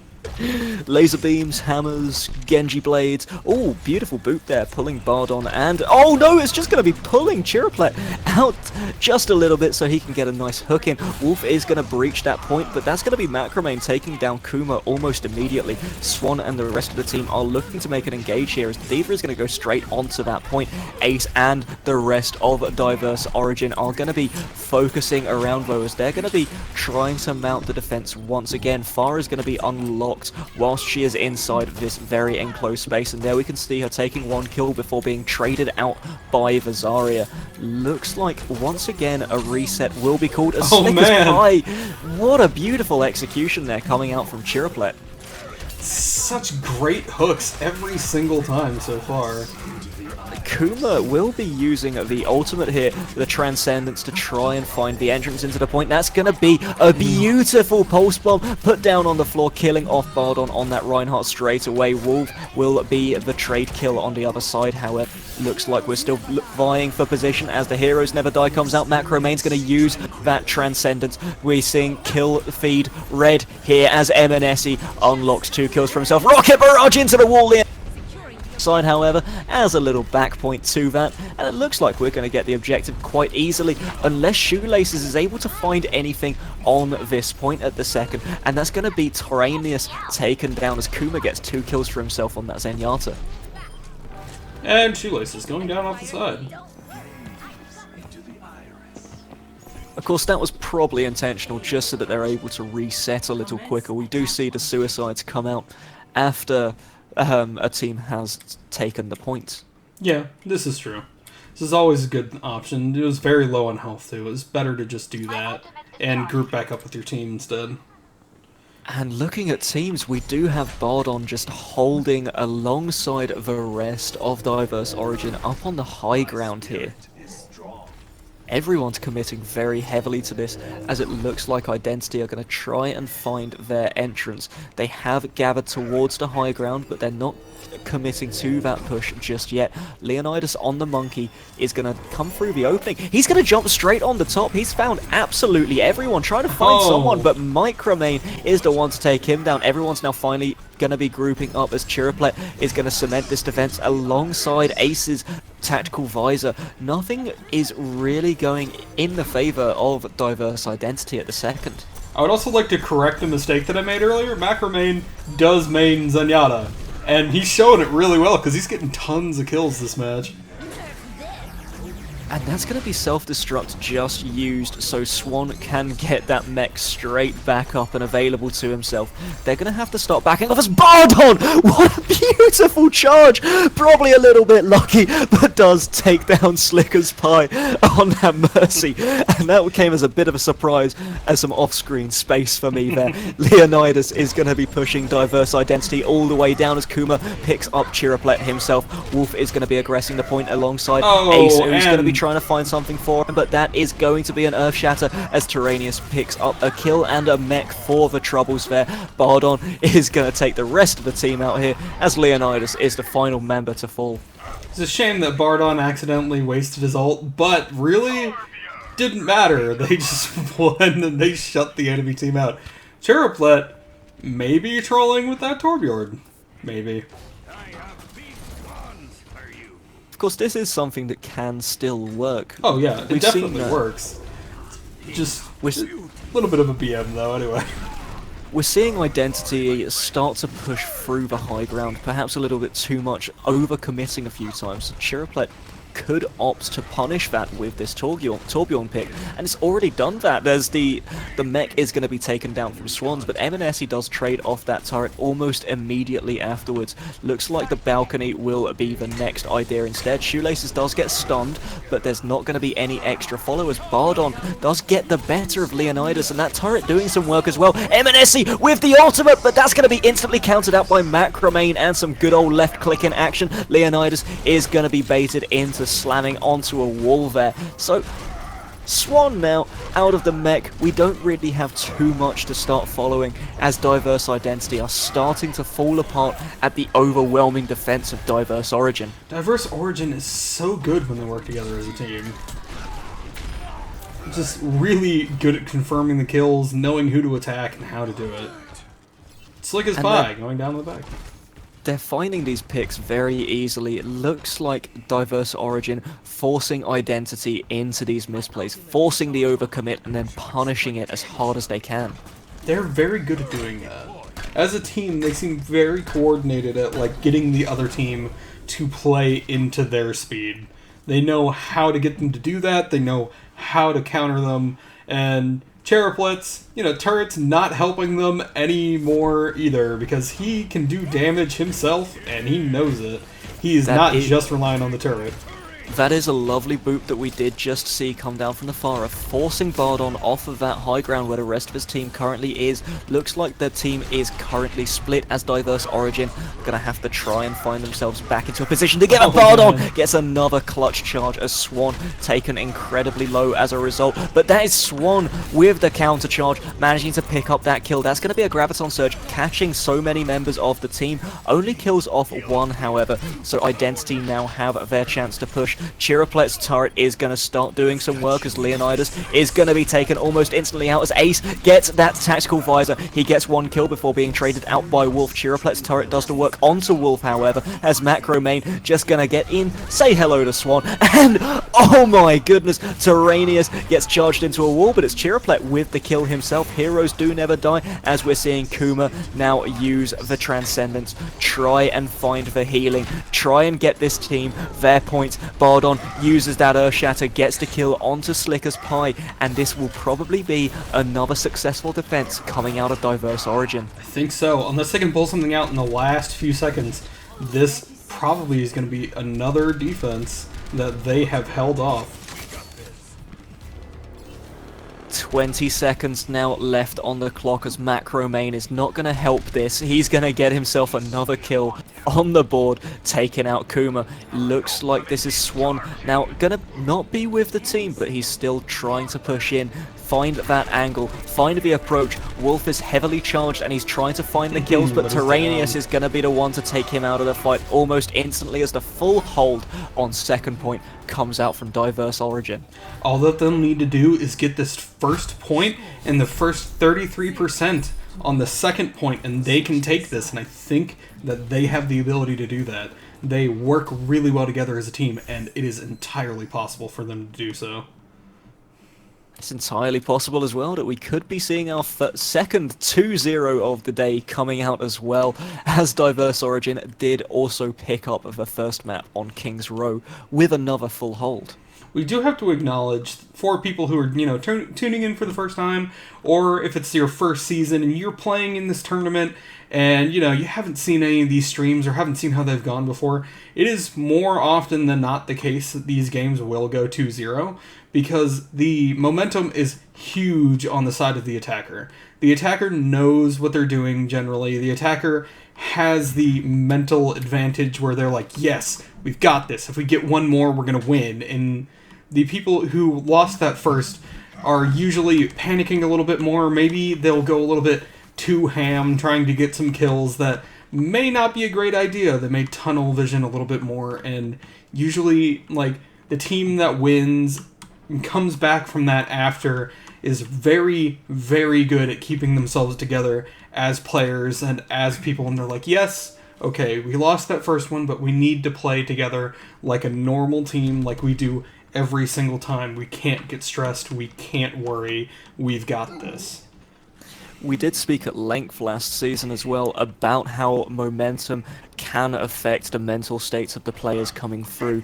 Of course, in a tournament like this, we don't really have as much coaching staff who are going to be experienced in managing the tilt, managing the salt. So as they're going to be coming out, they are very vulnerable to that the extra tilt. Yeah, they are, and coaches aren't really supposed to be talking with their team during or between maps either, so really they have to keep it together themselves as a team and work on that together. Of course, though, we are coming into our second round of Hanamura here, and let's get hype as we've got Diverse Origin pushing forward to make this a 2-0, if at all possible. They just need to get this point for themselves, and they need to push in for the win as trades already coming through. We've got Ace taking out Swan, and Wolf does trade one off for Terranius on the backside. Eminesi is going to be on the Zenyatta this time around, going to be aggressed on by Ace, but the wall comes out, and it's going to stop any further aggressors coming through. Leonidas gets the pick onto Shoelaces as we're now heading into the point. The contestation is still there. Diverse Origin playing this as a team, but Macromane getting 2 kills for himself as he's going to be lending so much extra damage onto this point, and this will be possibly the first checkpoint taken. That's going to be a beautiful boot, making sure that the Reinhardt doesn't charge onto the point. Securing that first checkpoint is crucial for this team as we've got everyone start to regroup here. Ace does pick up the kill onto Swan, as that is first point easily taken by Diverse Origin. At this point, if they run in now, they'll be going in 6-5, which is a great advantage. They really need to take advantage of that, if at all possible. It looks like Ace is going to, coming in on the side, and I'm keeping my vision on them for now, but I think everybody else is going for the main push instead of the high ground push, it looks like.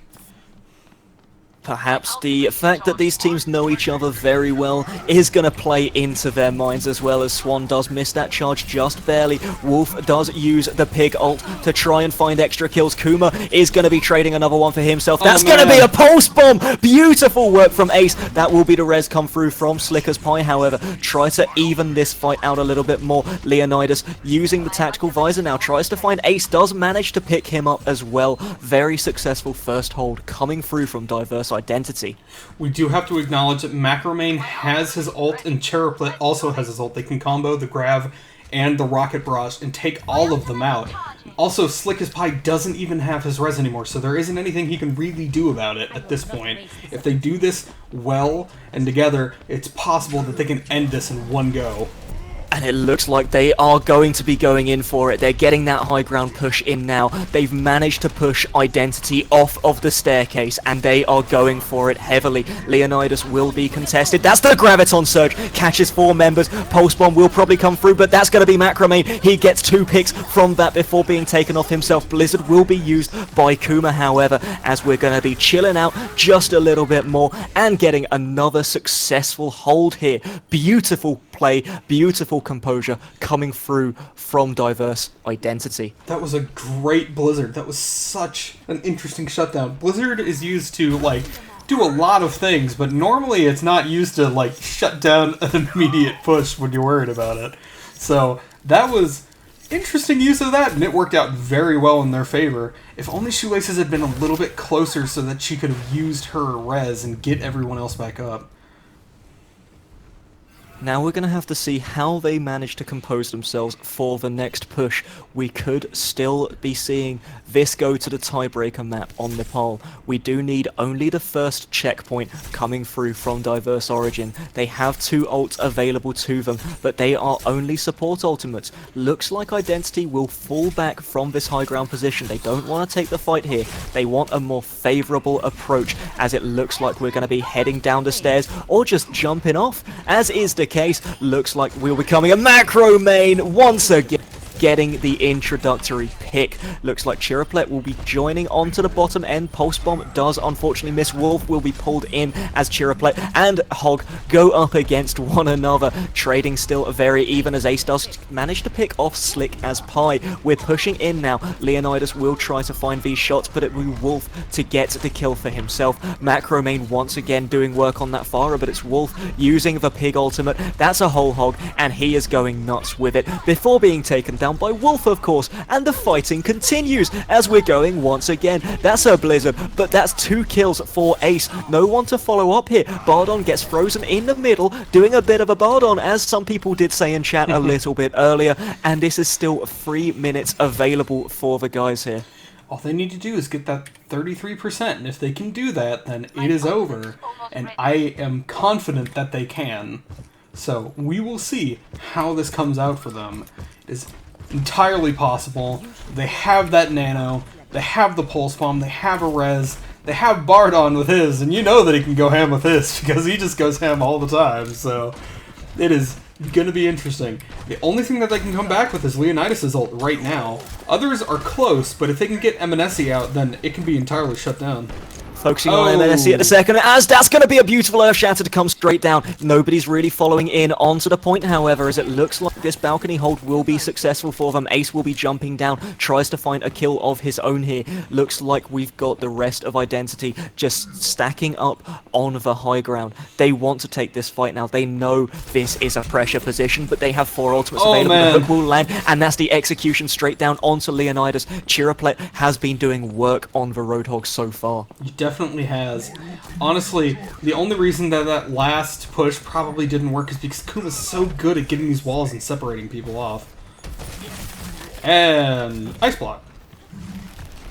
And once again, that's coming through. Chiraplet once again. Beautiful pick coming in onto Kuma. And now as we're pushing forward, we're going straight into this once again. Let's take a look, see what Bardon's able to do here, as that charge does unfortunately not hit the mark. Pushing forward as Leonidas is going to be taking the pick down onto Ace. Transcendence will be used to try and keep the health bars topped up. Bardon, everyone else, Shoelaces is going to use that res, but that will be an ultimate coming through. Earth Shatter, whole hog to whole hog. Leonidas with that beautiful, once again, free kill on that tactical visor, gets the 4th kill onto Tyranius with the Helix rockets as well. Bardon needs to just go down. He needs to die or he needs to get out. He's just stalling it and he needs to die faster. 60 seconds remaining. We do see him finally go down there as Wolf is the man to pick up the kill for himself. 31% available on that ult, and we have seen that play a crucial role in the defense of this point so far. Kuma also has that, once again, crucial defensive ultimate coming through in the form of Blizzard from Mei. They need to get on Slick as Pie. Slick as Pie now just hanging out in the spawn so that they don't really die. They're coming back out. I think they need to just hide in that spawn because they do have that ult, and that ult can save whatever happens in the next 30 seconds. 30 seconds on the clock, well 22, 21 as we're going to be heading in for this final push. Ace has found himself into the back line, he's found himself on Slicker's Pie, but that is going to be Shoelaces going down almost instantly, and this is the final push now has to come through. Kills trading across the board, even so far, that'll be a boop from the high ground as everyone's pushing forward now. Will we find that final bit? Freeze, don't move is called out. We do have the Blizzard on the point, going to be securing this off for now, but it started to wear off. Ace bouncing around trying to find two kills picked up from that Tracer there, but the res coming in shortly afterwards manages to secure that hold once again. Oh my. So we're going to a control point map this time. And we are tied up here 1-1 from these two sister teams. Man, I wonder what that play of the game is for this map. There was a few good things. And nobody on the ending screen, because it is a draw. Kuma, I'm not surprised.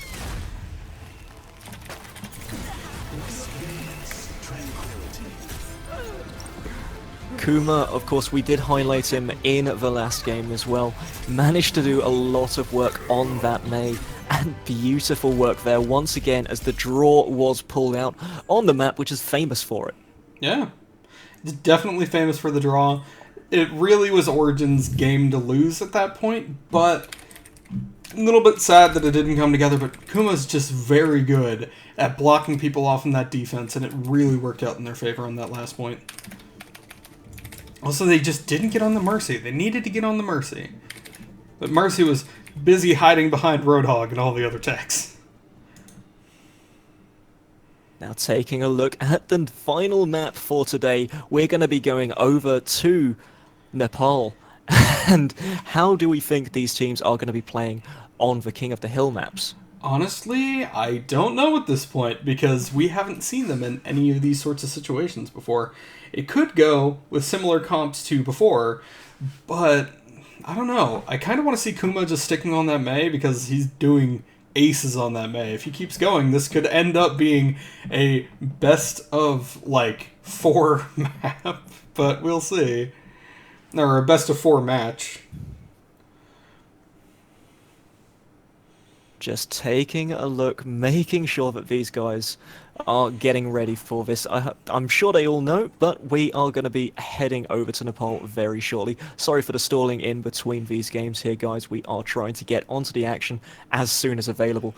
And of course, we will be heading over to our final game of the day shortly after this one as well. But do stay around, because we have the final deciding map of Nepal coming through from Team Identity and Origin. I'm just going to, cut out the diverse part, because it's quite easy to mix them up otherwise. It is. It's very easy to mix them up otherwise.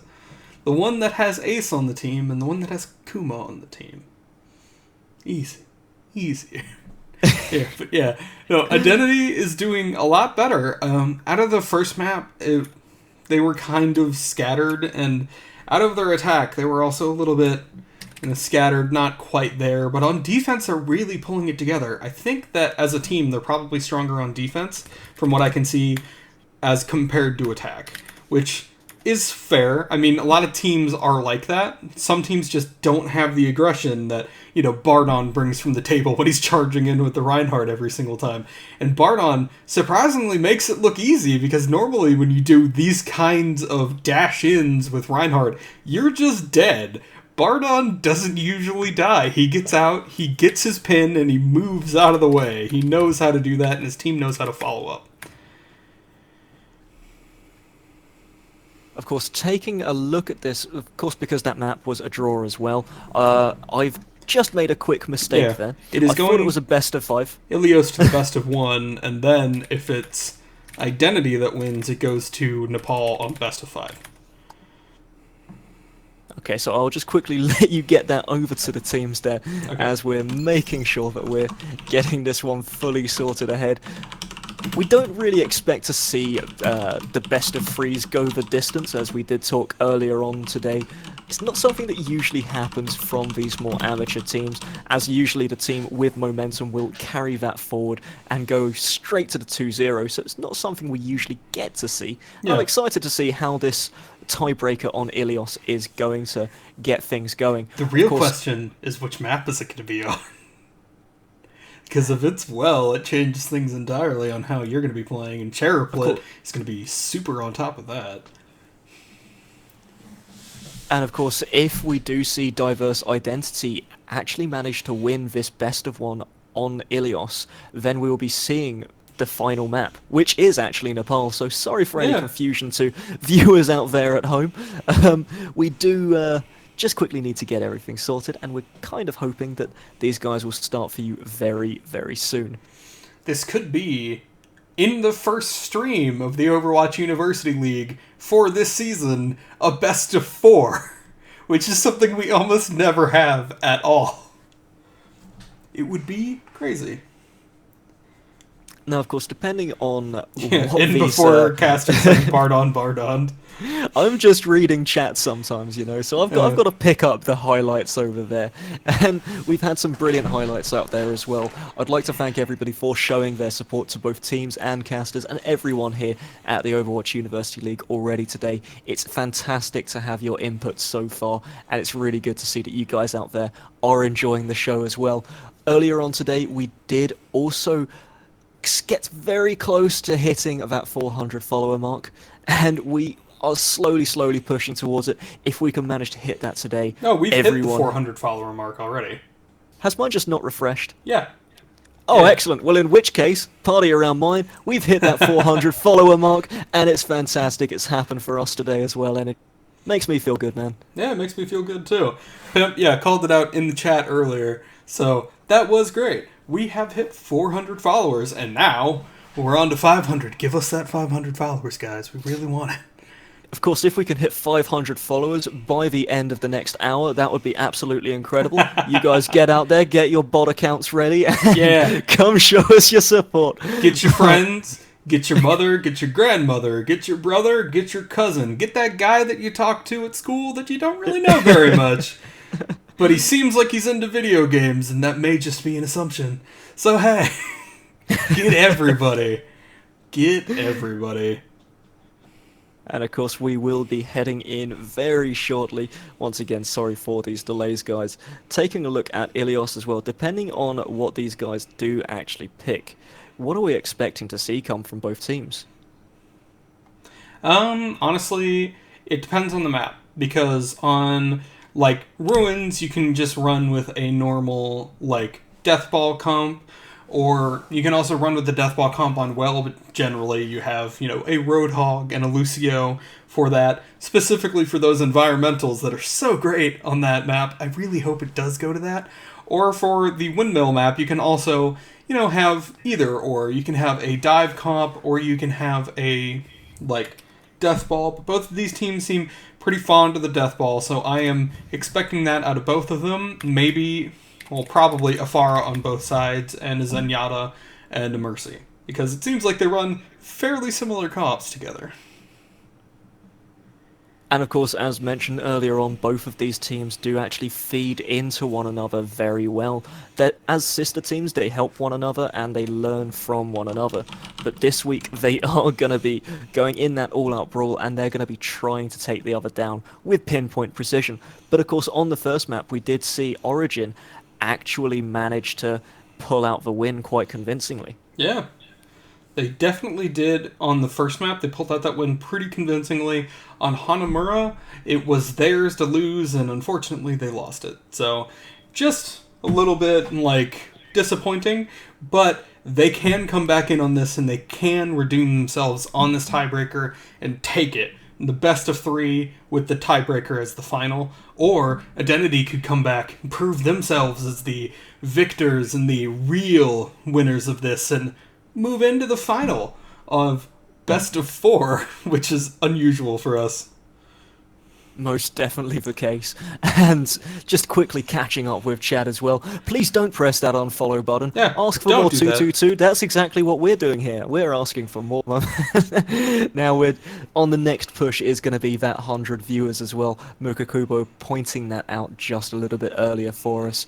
But taking a quick stock of what everything is going on, we are finally getting our ready check, and my goodness, I've been ready for a long time. I've been excited to see the conclusion of this second game, because we don't want to hold that off for too long. Yeah, What's our predictions? we don't want to have them wait. I think Origin's going to win it, because I think if it does go to well, Cheruplet is, like, amazing. If it goes to a lot of things, I think their team comp will work fairly well, no matter what happens. And we have it, guys. We are here for the tiebreaker, and we are in Ilios. Once again, another beautiful map, which I hope Energy can get to show you today, as we are heading over to Ruins. We've got that boat going past as well, and we have a beautiful control point in the middle of this map, where we're going to be seeing a lot of fighting from both of these aggressive teams. Yeah. Now, what do we want to see? I want to see good plays. I don't care who they come from. I don't care anything else. I just want to see good plays. I respected you, Energy. That was such a cop-out answer. That was I a mean, cop-out come answer. on. I want to see Origin win, because I think that they can, and I know that if they play together as a team, they will be able to. I want to see Ace, like, destroy the backline, like he seems like he's been able to do. And I also want to see Kuma destroy on this Mei. Like, we know that he can play this Mei, and this is a control point, and the point is small enough that he can just use it and take up most of it. But I want to see good plays from everyone, but I think that Origin's going to win this, personally. Well, we're going to have to see what happens next. We have the unlocked doors. We have both teams coming into the middle here, and we've got some fighting to go ahead here. Macromane already gets a lot of charge from that Pharah, managing to get himself into the fight, and we've got Bardon just pushing straight in now. Shoelaces will be supporting Macromane up here, but Swan has managed to find himself a very aggressive position very far forward. He's looking for the extra damage, trying to get those early picks to get the control point advantage early on. The wall from Kuma is going to stop people from coming in here, as Bardon does go a little bit too far forward before he's going to be frozen up, and does get that shield from Cheruplet. Ace getting the first pick here as we're going straight forward. He manages to recall himself out of that dodgy position, as that's going to be control point taken straight away for Diverse Origin. Bardon with the charge, but he's going to be walled off. Kuma playing to that aggression, but that's 2 kills picked up straight away for Diverse Origins. Make that free and make that point. I'm pretty sure that at this point they're going to get a lot of percentage before the other team can get back and really try and take it. They need to group up as a full 6, because right now there's just 3 of them in the front. They need to wait for that Roadhog. And they also don't have a main tank, and I'm questioning that decision very hard right now. And of course we do have 30% already from the red side here. Diverse Origin have this point on lock. We have Ace pushing very far forward in the backside as well. He's trying to find that extra damage, as Leonidas is going to be trying to deal with him. That's going to be the Earth Shatter, and then take Wolf straight out of this fight. Ace does pick up Leonidas as well, as control is going all in the favor of Origin here. Bardon does not manage to connect that charge, as Slick as Pie dodges out of that fantastically once again. Terranius does pick up Swan's mecha as well, so that is not going to be available for this next fight. That's going to be our first blue pick that I can remember seeing, as MNSE does take down Ace. Looks like Bardon holding this very aggressive position far forward though. I would say that getting the pick on Ace probably just isn't enough to fully, like, get the point. And just to quickly interrupt you there, the Blizzard does come through, but that's going to be 3 kills picked up from Macromane. Huge work coming out of this Pharah once again. Yeah, Macromane's doing a lot. It's crazy knowing that he can do this, knowing that he is, like, a Zen main normally. He is a support main, and he's been on fire today as this Pharah. And it looks like 90% on the board. This will be the final push coming through, breaking it down, coming out of the Lucio now, as Bardon goes very aggressively forward. Macromane gets 1, gets 2, Kuma gets 1, Bardon gets another, Bardon gets another, and that is going to be Diverse Origin picking up the game. That is game. Got GG's coming out in chat now, as Diverse Origin have once again managed to pick up the map, and that is going to be a quick 2-0, a one and done coming out from the old remaining team. Yeah. Beautiful play from both sides. Wonderful play from both of them. We have to, like, really Really commend them. They both did a really hard, well-fought match, but Origin just plays a little bit better together right now. And Identity can work on that going into future weeks. We can see them come back and take advantage of this, use it as a learning moment, and go forward. And of course, well played to both of our teams today. Excellent work from Origin, managing to push that for the win straight afterwards. And of course, as we do have a saying in the chat, thanks for watching, please like and subscribe. But don't go anywhere just yet, because we're going to have to quickly go into a break whilst we set up for the final series of the day coming out for you guys. It's going to be the Meme Connoisseurs versus Don't Blink. I'd recommend actually blinking in our break quickly, but don't go anywhere. We'll be back very shortly.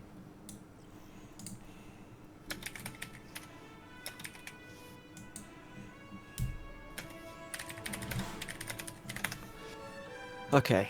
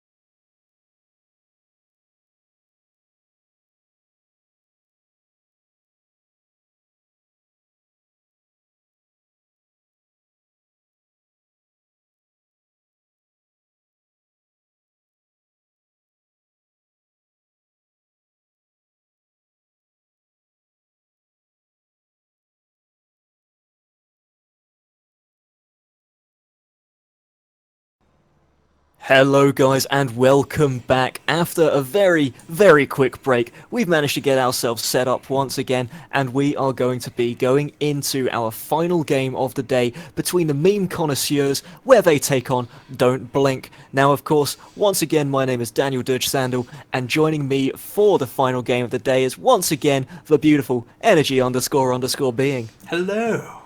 Hello. Welcome back. We are definitely looking forward to this. Our first fully booked stream in a while. So hey, it's good. It's good.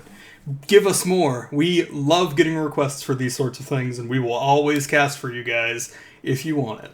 So yeah. And of course, taking a quick look at chat during the break as well, it's been fantastic to see the amount of support that has actually shown up for these teams, for the league, and the support that's also been shown to us over the course of the day as well. We really appreciate it, and we would absolutely love it if you guys are able to tune back in any other time in the future. As we said though, we are going into our final series of the day, and our first map for this is going to be Eichenwald. Okay, meme connoisseurs and don't blink.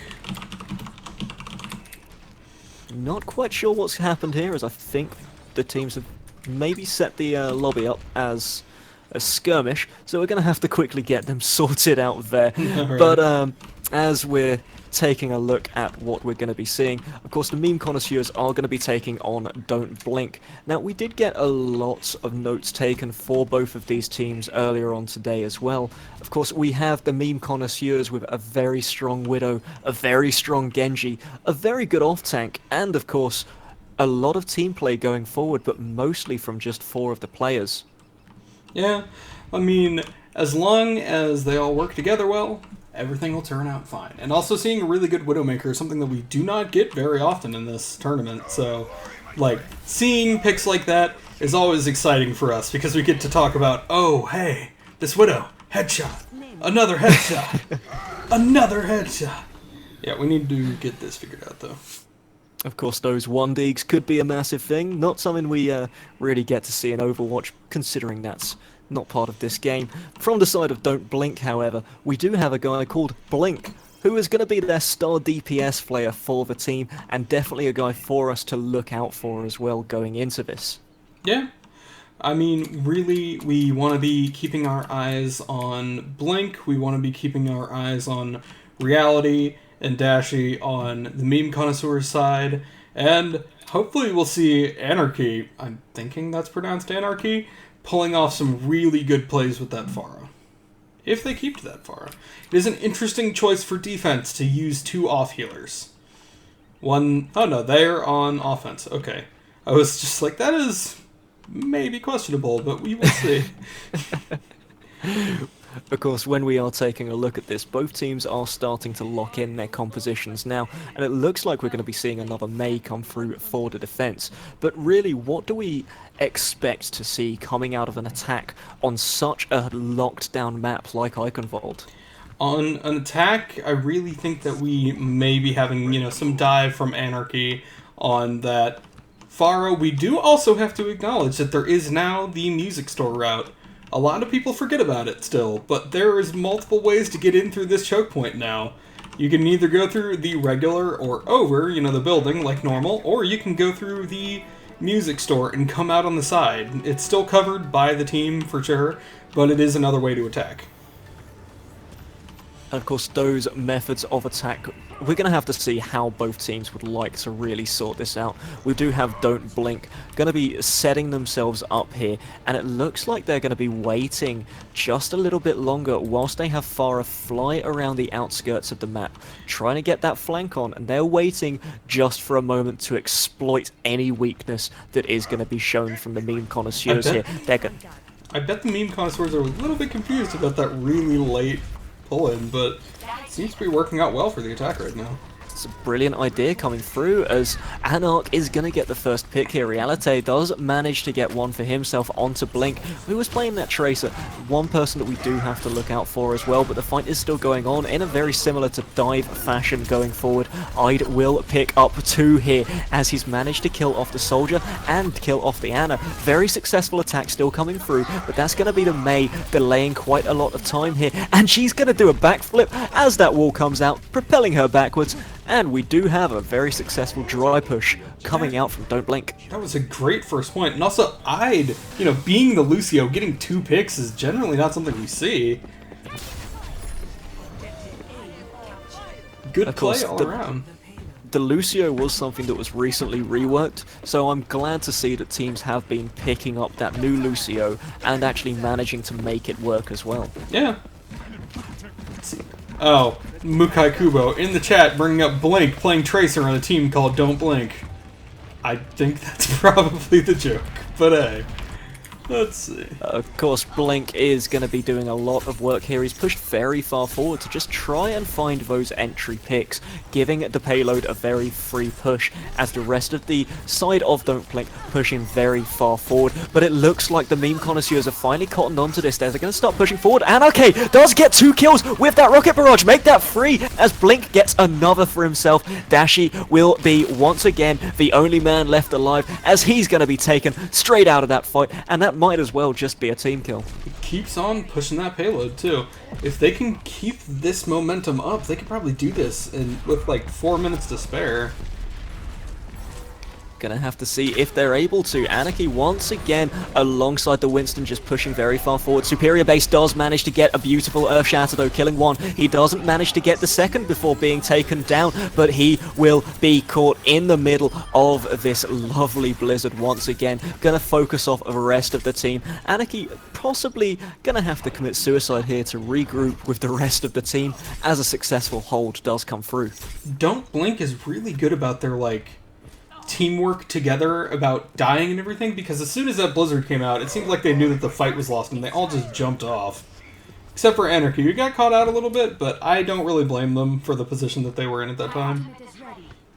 Good to see that the side of Don't Blink are also just going to be fully grouping up here. They're not going to be showing themselves, not leaving themselves open to damage like we do see from some of the lower division teams.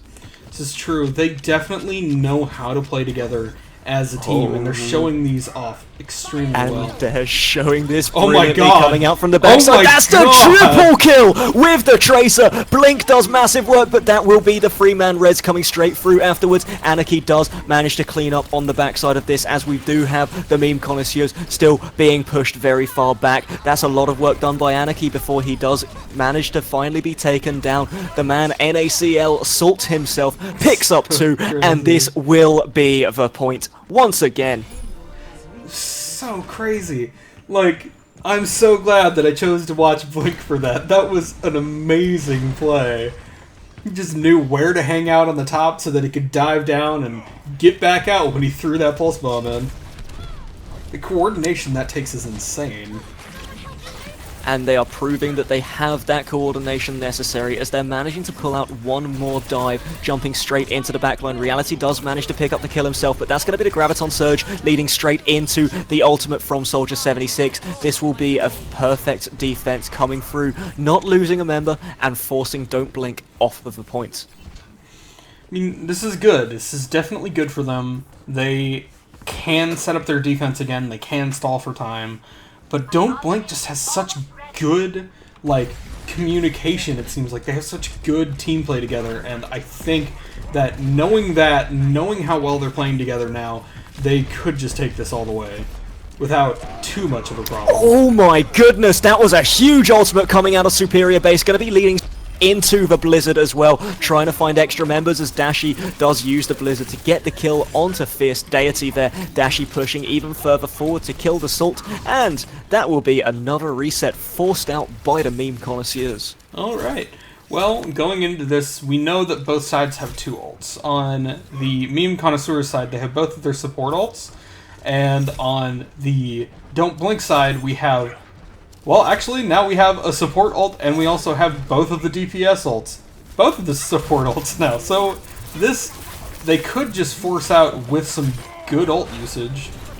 If Salt is able to get that Graviton Surge up and available, before he does go down here from Dashi, we have 2 possible combinations coming through alongside the Rocket Barrage and that Tracer Sticky. It's true. There's a lot of combo potential with using Zarya in the first place. It's one of the reasons why so many people choose her.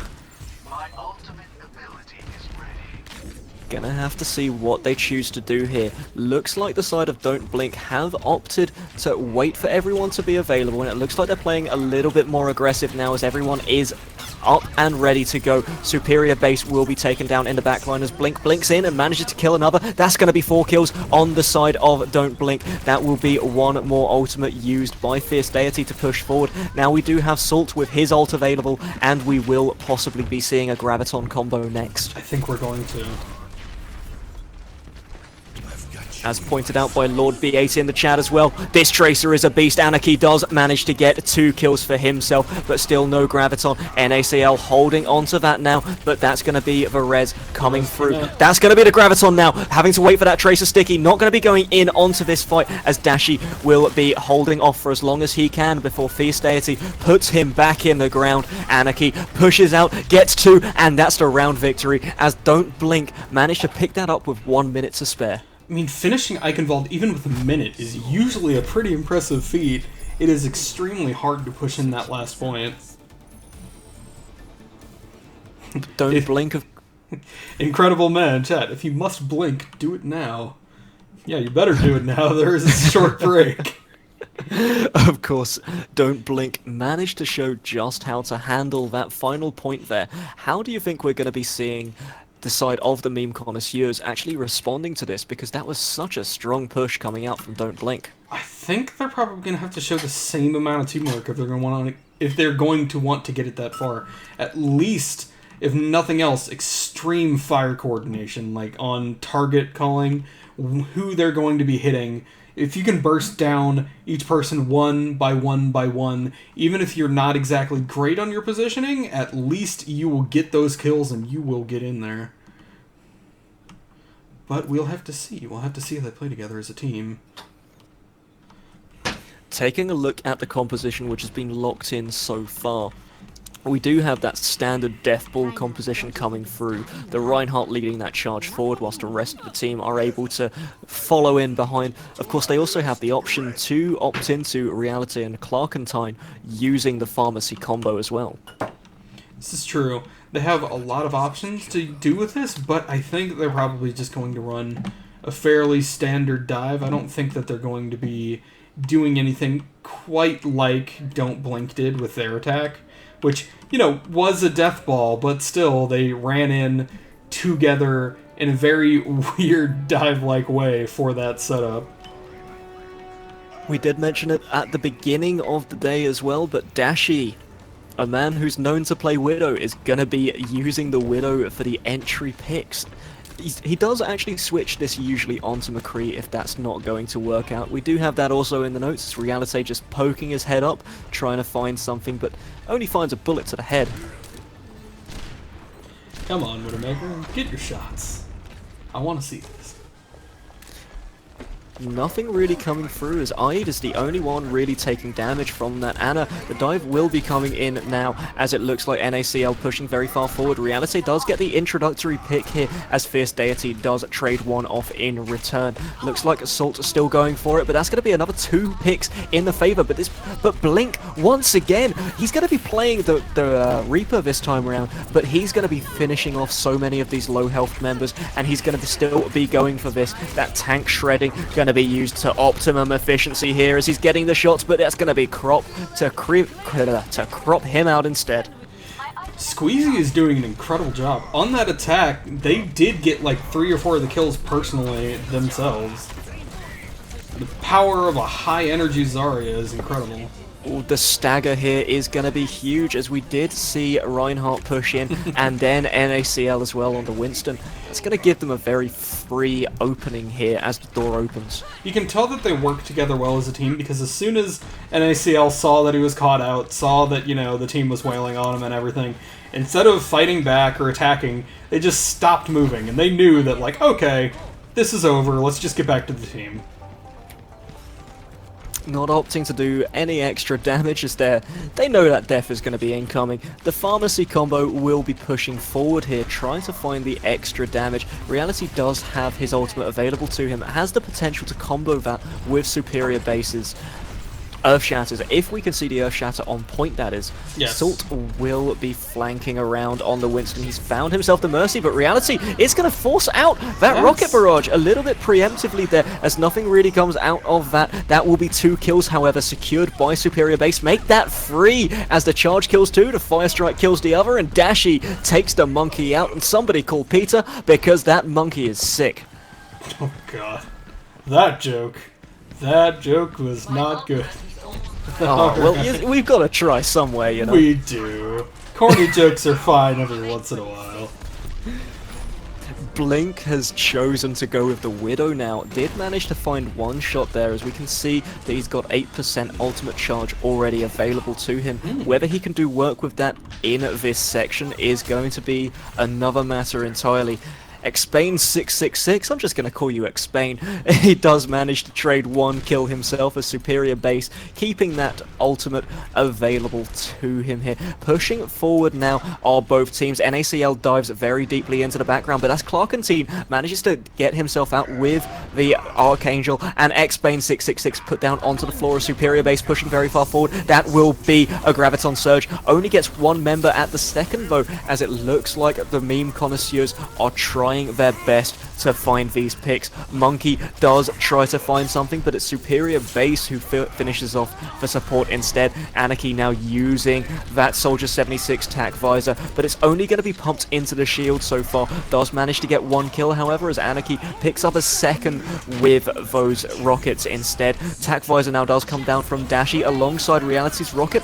That's going to be a more deadly combo as two members are taken down, three members, and this could be it. The only man left alive is Anarchy as he's taken out, and that will be a smooth round 2 in the side of Meme Connoisseurs. Yeah, Meme Connoisseurs, fairly high up. I was not expecting that, if I'm going to be entirely honest. But even if, you know, Don't Blink has very, like, it seems like they have superior team control, they definitely don't have superior firepower, because they kind of just floundered a bit on the defense. They didn't really get as many kills out as we saw them do on the attack. They didn't really stall properly. I think them running that dive with the Winston for the first bit was maybe a bit of a mistake.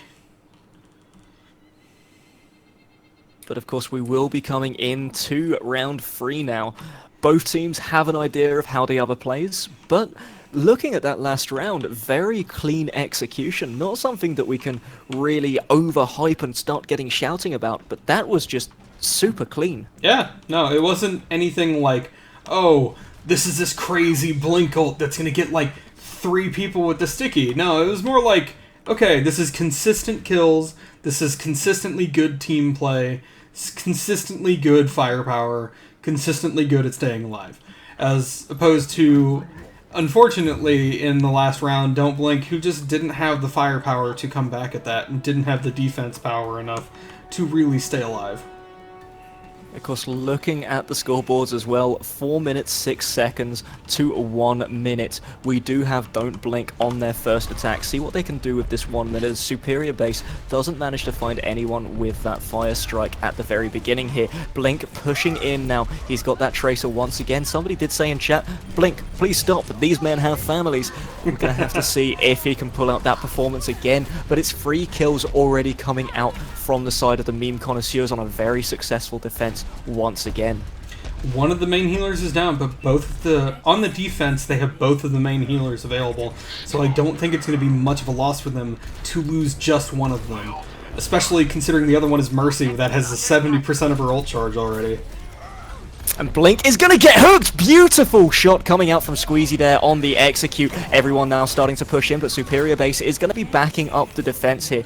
Managing to swing that hammer, trying to find extra damage, and he does find it very well as he kills off the Mercy. And this could be the full hold coming through from the side of Don't Blink here. But no, looking at this, the fight's still going on. Anarchy trying to find... but it's Reality to finish off that Farah instead. Blink trying to do just that and blink around, but the res now coming through. The Monkey ult not going to be doing it. That's going to be a Tracer getting 3 kills. Dashi now on the offensive here. Reality using the Rocket Barrage trying to find something, but it's going to be Blink to take him down. Dashi doing a lot of work holding this back. Salt is going to be pulled out of the mech. Ide will be coming in to try and support here, but now we do have to wait and see how Clarkentine is going to handle this defense. Looking at this, Ide manages to get the kill on Crop. Clarkentine gets a 3rd kill for himself. Ide pushing forward. Overtime will be depleted. Monkey jumping in alongside that Mercy. And Blink gets hooked in once again. One more res coming through from the team. Superior Base gets the Earth Shatter, and this is going to be a very long overtime, as the kills aren't fully coming through just yet, but we do have Farah and Farah on each other. Action going all across the board as Dashi does manage to finish off Anarchy. NACL does be the last pick, as that will be a full hold. So it looks like the meme connoisseurs now are going to need to get that 33% capture progress going on so that they can win this. And with 4 minutes, I think it's very possible. We did see them actually take the first point within 2 minutes last time round. Bear in mind, the only thing they need here is 33% on that board. Yeah, they need to just force the other people off the point. It doesn't matter how they do it. It doesn't matter what they do to get that done. But as long as they get it done, they win. And this could go extremely well for them. I imagine that they're probably going to win this point with the amount of time that they have. But we don't know for sure. This is entirely, up in the air at this point. This could go any way. Of course, the only way it's been going so far is in the side of the meme connoisseurs, who have just been dominating this map. We can see just once again how clean, how smooth their execution is, and we're going to have to see if they can manage that again on the game. X-Pain going with the Torbjorn, not troll pick Torbjorn either. With the, with Salt on that Orisa, it's entirely possible that this is their strategy to just use those bunkers to save that turret. Of course, as we are going into this, we must start to get hyped because this is the final push of our last series. First game so far as Dashi manages to take down that Torbjorn turret. Going to be set up in a different position, however, his superior base is the one to start pushing forward here. That will be Orisa, one of the other picks that we didn't really expect to see. Everybody's up in that apartment section at the second, as every single person from the meme connoisseurs now on the point, focusing targets individually. Blink, the first man to be taken down, a superior base leading that charge. Monkey jumping up on the top, but Squeezy will be taken down. Fierce Deity having to push himself away, and this is looking like a successful defense so far. That is until we have superior base and his superior health pool once again on this point, pulled slightly back by the halt from Orisa. Anarchy does get one sleep down onto Dashi, but it's sought to be taken out of the fight next. Blink on the Reinhardt, trying to find what he can. Dashi using that Soldier 76 ultimate already, and Blink will be the last person left alive, and this will be the game. Meme connoisseurs pick it up in round 4. That was insane. They did that so fast.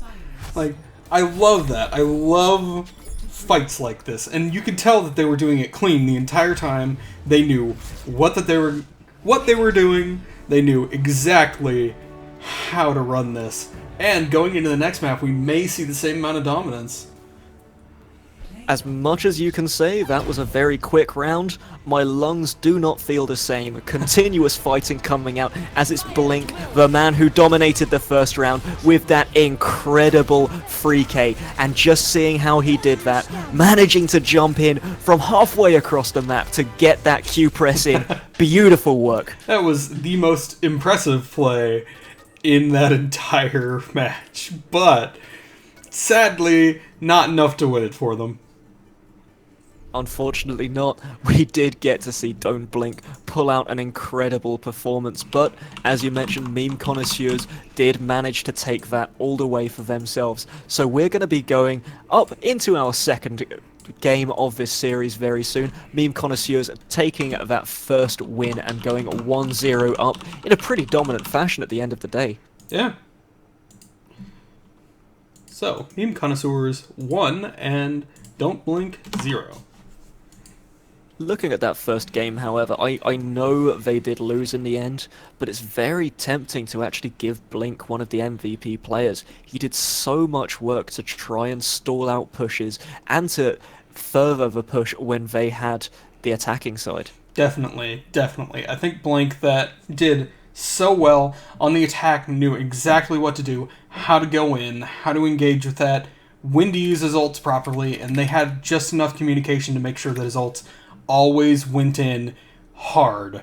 Every single time he threw it in, he almost always got a kill. I think he only whiffed like one in the first round.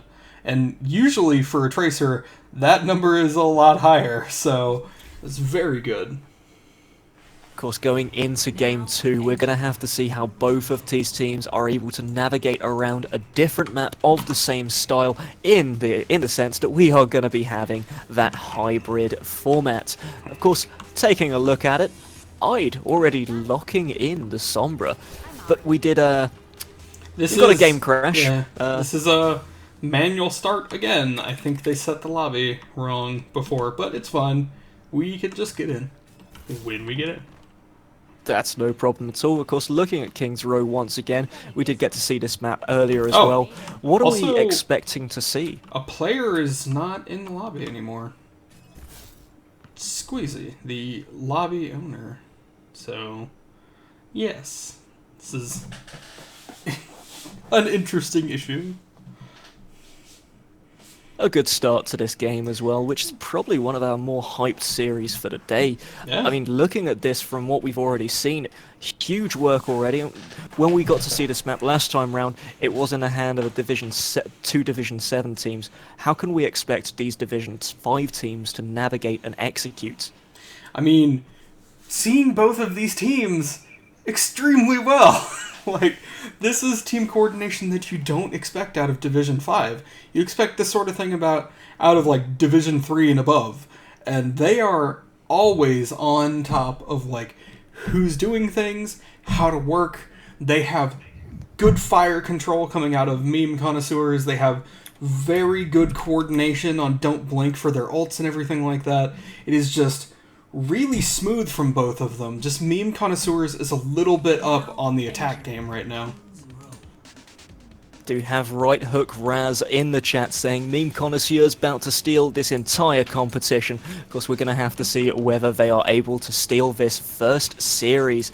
If they're able to get the win here, of course, and whether they're able to go 2-0, which would be our third 2-0 of the day. This would be, well, yeah, it would be. Though the second one was a special scenario. So there is that.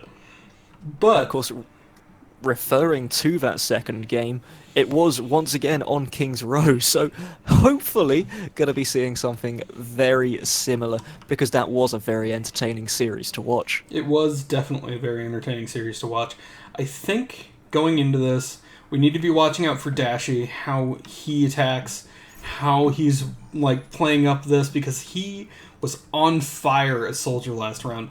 Like, on both of the teams, I have to give Blink for sure on Don't Blink the #1 spot for, like, you know, star players right now. I'm going for Blink. The rest of them are fairly good, but I don't see many other standouts at this point. I did some work on Lucio that I didn't expect him to, and seeing him on that Soldier now maybe is a good idea, because he really needs to, like, get in there and get that attack damage out. On meme connoisseurs, Squeezy and Dashi are just doing incredible amounts of work, and Superior Base, like, a little bit behind them, I think, but still doing a very good job getting tons of kills and doing great ults. And of course, as we mentioned, the ult coordination from these guys has been fantastic for both teams. So, taking a quick look at what we're going to be seeing, Dashi locking in that Widow, trying to find those intro picks, does get a body shot down onto Ide, who's going to heal that up straight away, thanks to that grenade on the floor, thankfully. Xbane666 will be holding with the Reinhardt around the side, and it looks like choke point will not even be contested here, as both sides just going to opt for the fighting directly on the point. We've got people just starting to move in now. Dashi getting that first pick. Beautiful shot from the Widow, and excellent positioning as well. Reality does manage to get himself in the backside as well, so he's going to try and find something, but it's Ide to take him down. Crop gets a kill of his own. Blink managing to finish off Clarkenstein as well, as we're still trading quite even, but Dashi is going to get 2! He gets 3! 2 headshots in a row, and that could signal that this point is taken directly for the meme connoisseurs. It definitely is. Meme connoisseurs took that point with some skillful Widow shots. You don't normally see that kind of thing. Of course, seeing the Widow in the game, body shot Widow's one thing, but picking up 2 of those kills with headshots, beautiful work coming out of Dashi there. I want to see Dashi do more. I want to see this Widow continue on. If it can keep getting picks, if it stops working, I want to see it switched off, obviously, because there are so many people who stick with it way too long, but I think with the amount of skill that Dashy's been showing, he can definitely do it. We can see him getting another God. pick there as he gets the headshot down onto Anarchy. The Ana out of the fight, and that's Reality! Going straight into the backline, gets 2 kills for himself. For being taken down as well, instantly getting another free corner for the meme connoisseurs as we're coming up to that power station mark, and it doesn't look like Don't Blink can actually contest this at all. Dashy, these guys have families. You can't just do that to these people. At least someone is popping off every game. This is true.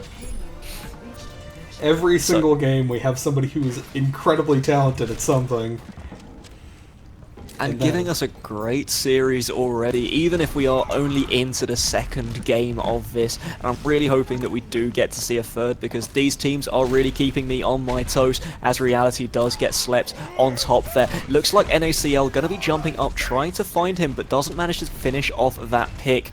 Looks like, once again, Dashy in a very aggressive position, trying to find these snipes. Superior Bass does manage to find himself a lovely Earth Shatter, but that will be a return. Earth Shatter coming out of X-Bane 666 as he gets 2 kills alongside that Nano Boost. Squeezy now pushing forward, and the Heroes Never Dies. The res is going to be used. Crop using the Lucio ultimate as an additional extra as Ide pushes the rest of the meme connoisseurs out with another great use of that tac visor. I mean, yeah, that was pretty good. It forced them out. I think it's not going to keep them held back for long. Oh, God. Dashy, please! As he's going in, Rocket Barrage once again. That's going to be Dashy with 2 kills. That's Reality with 2 kills. That's almost everyone down as only 2 members are left alive on the side of Don't Blink. This is And Dashy. another one. Gets another. He's doing the DJ Khaled. And another one there as Superior Bass going to lead this charge forward. Got the Oh Winston my now God. jumping forward. Dashy, DJ Khaled And another incoming! one. And another one. X-Bane 666 pushing this forward. is And another one ridiculous. coming straight through, as that is 4 minutes 17 left on the clock for meme connoisseurs. My God. That was ridiculous. We never see stuff like that. The last time I saw Widow play like that, we were casting a semi-pro thing. That was nuts, man. You can't just do that to people. Believe that was King of the North as well, and Yeah, the team that we got to cast Widow on for that one actually went on to win the NUEL over here as well, which is absolutely fantastic. It's the closest they can get to the top of semi-professional, actually. Yeah, Beautiful pretty much. play. But once again, as you say, incredible performance coming out there from Dashy. Like, I'm like at a loss for words, which is, as a lot of people know, weird, but like, I'm at a loss for words, but how great that Widow play was, because at the end he got, what, like 7 headshots? Like, almost in a row, even. Like, Jesus, The way he man. was holding down the angles as well, he knew what angles he needed to hold, he knew which sight line to go for, and he knew when people were going to be spawning just to be able to pick them off again. Beautiful work. Like, right now, I'm definitely highlighting Dashy as, like, probably one of the best people in Division 5 on Hitscan that I've seen ever, pretty much ever. Like, normally you don't see stuff like this in Division 5. And seeing both of these teams have such good coordination, and have such good team fighting skills, and also Dashy being a beast like he is just insane. I think Division 5 is going to be really interesting this time.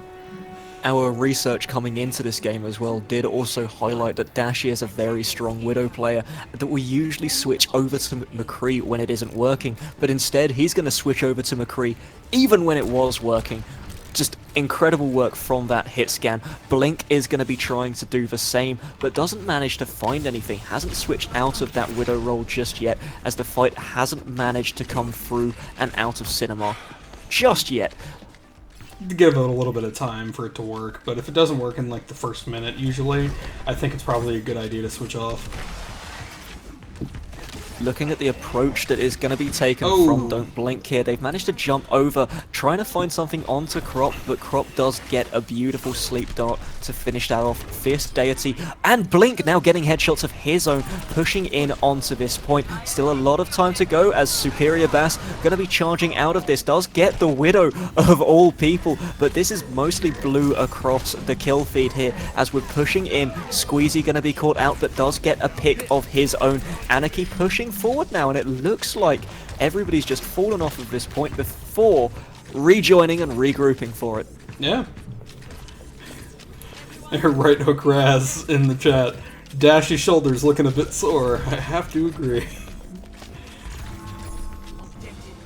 And Shaylock as well, also just highlighting those mad headshots. We did man. get to see some beautiful ones come through. Oh man, this is just insane so far. I'm loving this game. I want to see these people play for like another hour if I can.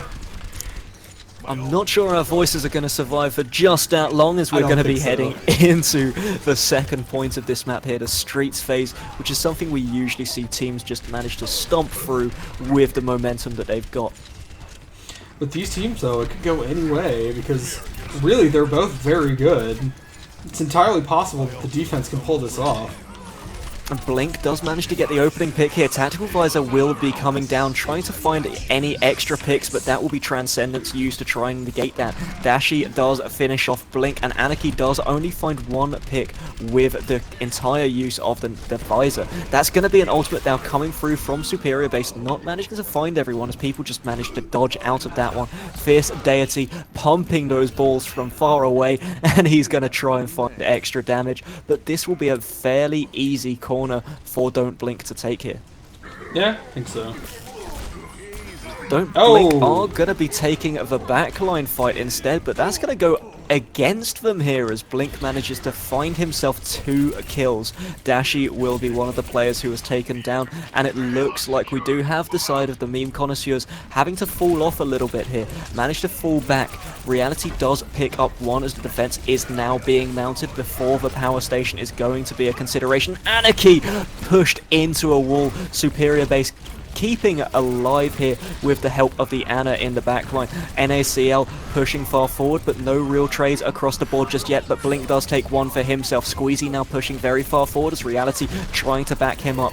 Looks like Mercy will be aggressed on by Xbane 666. Does get the res off for the invulnerability, and that's going to be 2 ultimates used at the same time. That's going to be 1 more pulse bomb used. But once again, another successful hold coming out of the meme connoisseurs overall.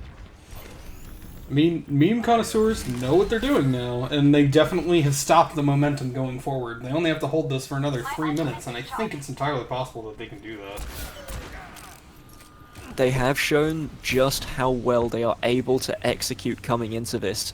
Of course, time is a ticking at the second floor. Don't Blink, as even if they do manage to cap this point, they still have to play against 4 minutes and 17 coming out of the connoisseurs. A Superior Base does miss that charge. Unfortunately, Anarchy does kill off Chop, however. Hook did land, didn't finish up the kill onto NACL though there, as the Sodium will finally be taken down. Earthshatter goes into the Winston shield. Blink picks up 2 kills of his own. Anarchy now using that attack visor does get stunned out through it, but Superior Bass is going to be rezzed up by the Mercy here. Still jumping around. Ide gets pulled in, and Anarchy picks up 1 for himself. Looks like this is going in favor of Don't Blink, but the position coming out from Meme Connoisseurs is making this very difficult to push in, but that'll help it. Get 4 kills, get 5, and this will be Power Station next on the block. But no matter what they can do at this point, they're not going to have as much time going in. It's really, at this point, a game for meme connoisseurs on how long that they can stall this, or if they can stall it entirely. If not, we're going to have to do some real good first pushes. Taking a look at how the teams will be able to push this. Looks like first corner will be given up by the meme connoisseurs. They're not worried too much about the position they're in at the second, just allowing this to push forward whilst they're able to find a position. That will be Blink missing his pulse bomb on the backline as Anarchy picks up a kill onto Reality there. Superior Bass holding this charge very far forward as Dashi is going to be the man taken down. That Deadeye not landing any kills. Unfortunately, kills are going all in the favor of Don't Blink as they're pushing forward, and they've turned the switch on. They have become on fire, and they are going to take this point from the looks of it here. Yep. Well, now it is 2 minutes and 18 seconds for the first attack for Don't Blink versus 4 minutes and 17 seconds on Meme Connoisseurs for their first push.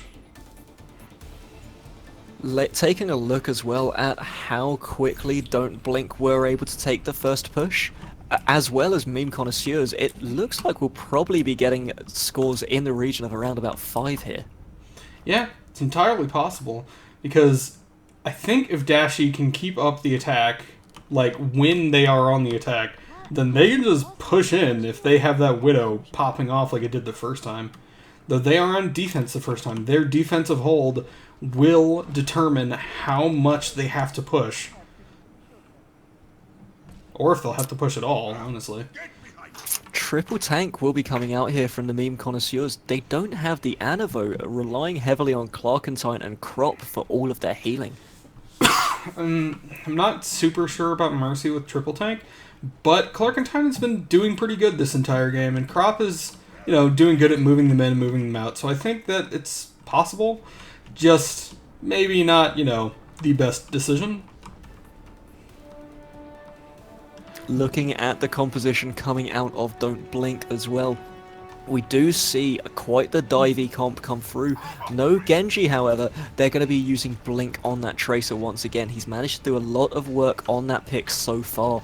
Going to use the Cinema push here as well, as Reality doesn't manage to get that hook down. Looks like Cinema will be mostly uncontested.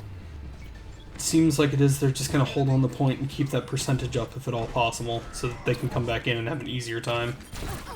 Reality pushing very far forward on this Roadhog, trying to find some picks and getting himself healed up. NACL gonna be aggressing onto him now, but that's gonna be a hook. Fierce Deity will be taken down as one kill trade comes through. Blink trying to find some more. He does blink himself into a taxi, however. Usually you're supposed to open the door before you go inside those things. Superior Bass looking for extra, and he does get one for himself as Squeezy takes down Ide, and this is gonna be a clean wipe across the board in this favor of Meme Connoisseurs.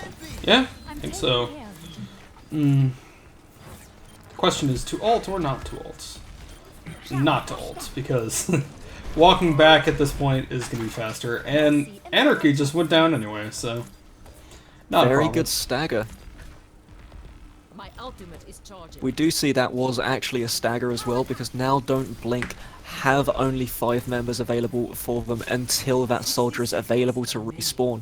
Looks like they're going to head once again for Cinema. Nope, they're going to go straight through the main door. They're going to push this forward. A Superior Bass does get a beautiful shield coming out from that Zarya. He's going to be absorbing all of that pulse bomb, and this will be 2 tactical visors used at the same time. Who's going to kill who, as Anarchy does kill out Dashi, and now we do have blue across the board as Don't Blink have found their angle. They found their approach, and they found their mojo. Blink gonna be killing off Crop as now Zarya pushes herself through, but she's mostly just gonna be a body to die here. It's sad that Clarkentine died as early as he did, because he could have just swung the fight entirely in the other direction. But Meme Connoisseurs now is entirely up, and they can hold this really aggressively. All they need to do is get 1 full kill, and they're done. Of course, if we do get to see the spawn kill meta come through here, I will be very happy. Looks like the hold will be very aggressive. Meme Connoisseurs not wanting to give anything that's unnecessary. Holding very close to that payload, as that's going to be a Winston now jumping in straight onto the backline. Mercy will manage to find herself in relative safety. Break it down on top of Transcendence here. Both teams vying for kills, but nobody going down just yet. And this is an all-out brawl. That's going to be the pulse bomb. That's going to be Anarchy picking up up Crop of that Lucio. NACL picks up one of his own, but Dashi does kill another. Graviton Surge does come down, and that's going to be a huge res come through. Self-destruct sequence will be used here. Gets 1 kill, 3 kills on the board here for Don't Blink as they're pushing this forward. Crop is going to hold the payload. Clarkentine pulls out the pistol and tries to get some work done before going down, but this is Crop now. He's alone, he's soloed out, and he is going to be giving this payload over to Don't Blink. That's a shame. They can still hold it out right at the end, but they're going to have to push really hard on their attack, and they're going to have to get in there really fast.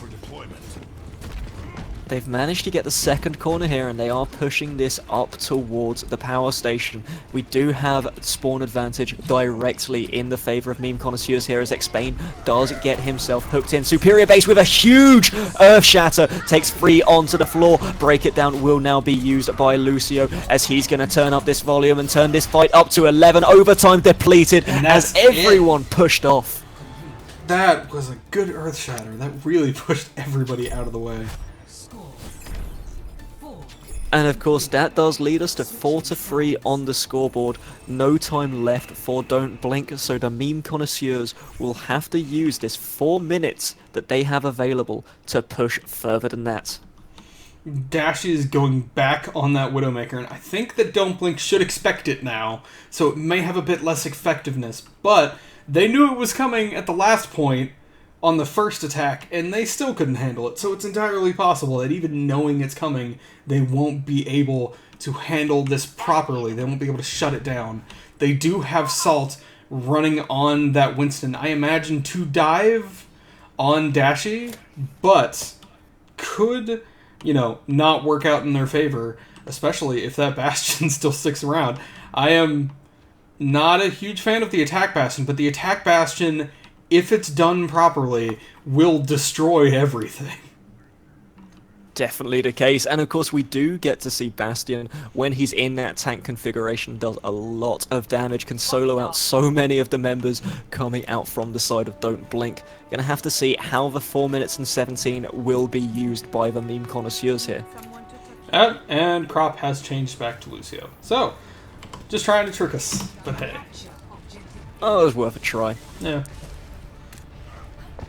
Definitely wouldn't have minded actually seeing that the Bastion play come through, but we do have team members just pushing around the side of the statue now. They've managed to get themselves onto the point, but that's going to be the hook in from Squeezy. It's Squeezy pulled in even, manages to survive through that and get himself a lot of charge in the process. NACL pushed out of this now, goes very low, but that's going to be a charge. Superior Bass manages to take out Ide. Reality also trading off onto the Soldier as well, pushing very far forward, as that's going to be the Winston jumping in onto Dashi before he's going to be able to get himself back out of this fight. Reality pushing very far forward, but this is more red members on the left is going to be Blink, as this will probably be the point secured by the side of the Meme Connoisseurs after a little bit of trickling. And they have 3 minutes to push it halfway across Section 2. A little bit more than halfway across, but still. If Dashi can start landing those headshots, then this is going to be a shutout. Last time round, we did get to see the Meme Connoisseurs actually push all the way to the end of the map within relatively similar time. So it's gonna have to see whether the consistency is a matter here, as Dashi still trying to use that Widow pick. He's gonna be using that ultimate now. Superior Bass gets a superior ultimate. That's 2 kills, 2 headshots already coming straight through. Superior Bass finishes off the third with a lovely charge. That's gonna be an easy corner secured for the side of the Meme Connoisseurs now. If they can just push this up a little bit harder. We can see that mark, it's slowly coming to fruition now. We are in sight and we are pushing forward. Can the side of Don't Blink respond to this in time? How are they going to react? How will they execute, as Diva going to be going to deal with that video? Break it down now, coming through as Crop does get the ultimate out. X-Bane, Rocket Barrage is huge! God. 2 kills instantly taken, as X-Bane is the only man left alive at NACL. X-Bane going to be missing that charge, and that is going to be it. That will be the Diva mech, that will be the game, and that will be the series going in favor of the Meme Connoisseurs. Meme Connoisseurs 2, Don't Blink 0. That was an incredible match. With time to spare as well, huge victory coming out from these guys. I think they were a little bit too focused on the Widowmaker that time, because the Widowmaker didn't actually make a lot of the plays in the end. The Reinhardt did, and the Reality on Pharah did. And here we're going to be seeing one of those plays from Reality. Brilliant Pharah all the way through these games. You see, managing to get a lot of space over the top from a great distance as well. Only at the latter half of that ultimate was the D.Va able to respond. 4 kills. Incredible work. And that is it. Meme Connoisseurs 2, Don't Blink 0 for the game, and the end of the first official stream. Of course, and also Reality getting that legendary card at the end to finish this out. Positive plays coming through from both sides. Excellent work coming through from Meme Connoisseurs to take their first series of this tournament as well. Now, any people really shining out for you there from the side of the Meme Connoisseurs? Honestly, I have to give it to Squeezy, Reality, and Dashy. I will give an honorable mention to Superior Base because he did some extremely good, ults, but he wasn't the one that was in the spotlight almost ever, unless he was throwing an ult down.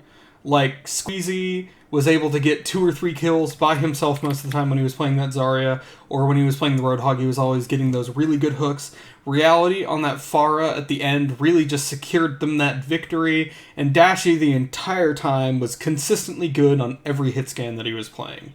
On Don't Blink side, I have to give credit to Blink specifically, because he was just tearing it up.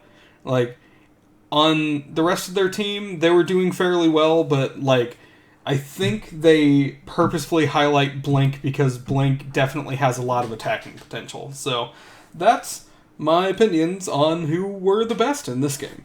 So yeah. And what a fantastic game that was as well. And a fantastic game to end all of our series for today over on the EU stream. Thank you again, Energy, for joining me for today. And I'm sure, because we're a team on this, we're going to be coming in for quite a few more in the future. Oh, I'm sure. Before we do close out as well, I'd like to thank everybody out there for tuning in today. If you do want to catch some more of our streams, you can follow us here or on Twitter at OW University. We stream every Saturday at 3 p.m. BST for our EU games and at 6 p.m. CST for our NA games. Make sure to tune into those guys this evening as well. Give them the amount of support that you guys have given us here today, because it was fantastic. Now, before I do close out, I'd like to give a special few beautiful words from Jay-Z. I'd like to thank you for joining us. You guys could have been anywhere in the world, but you were here with us, and we appreciate that. Tune into the NA stream later on tonight, and tune in for us next week, where we'll be doing the same thing once again. Thank you guys all. Alright, see you next time.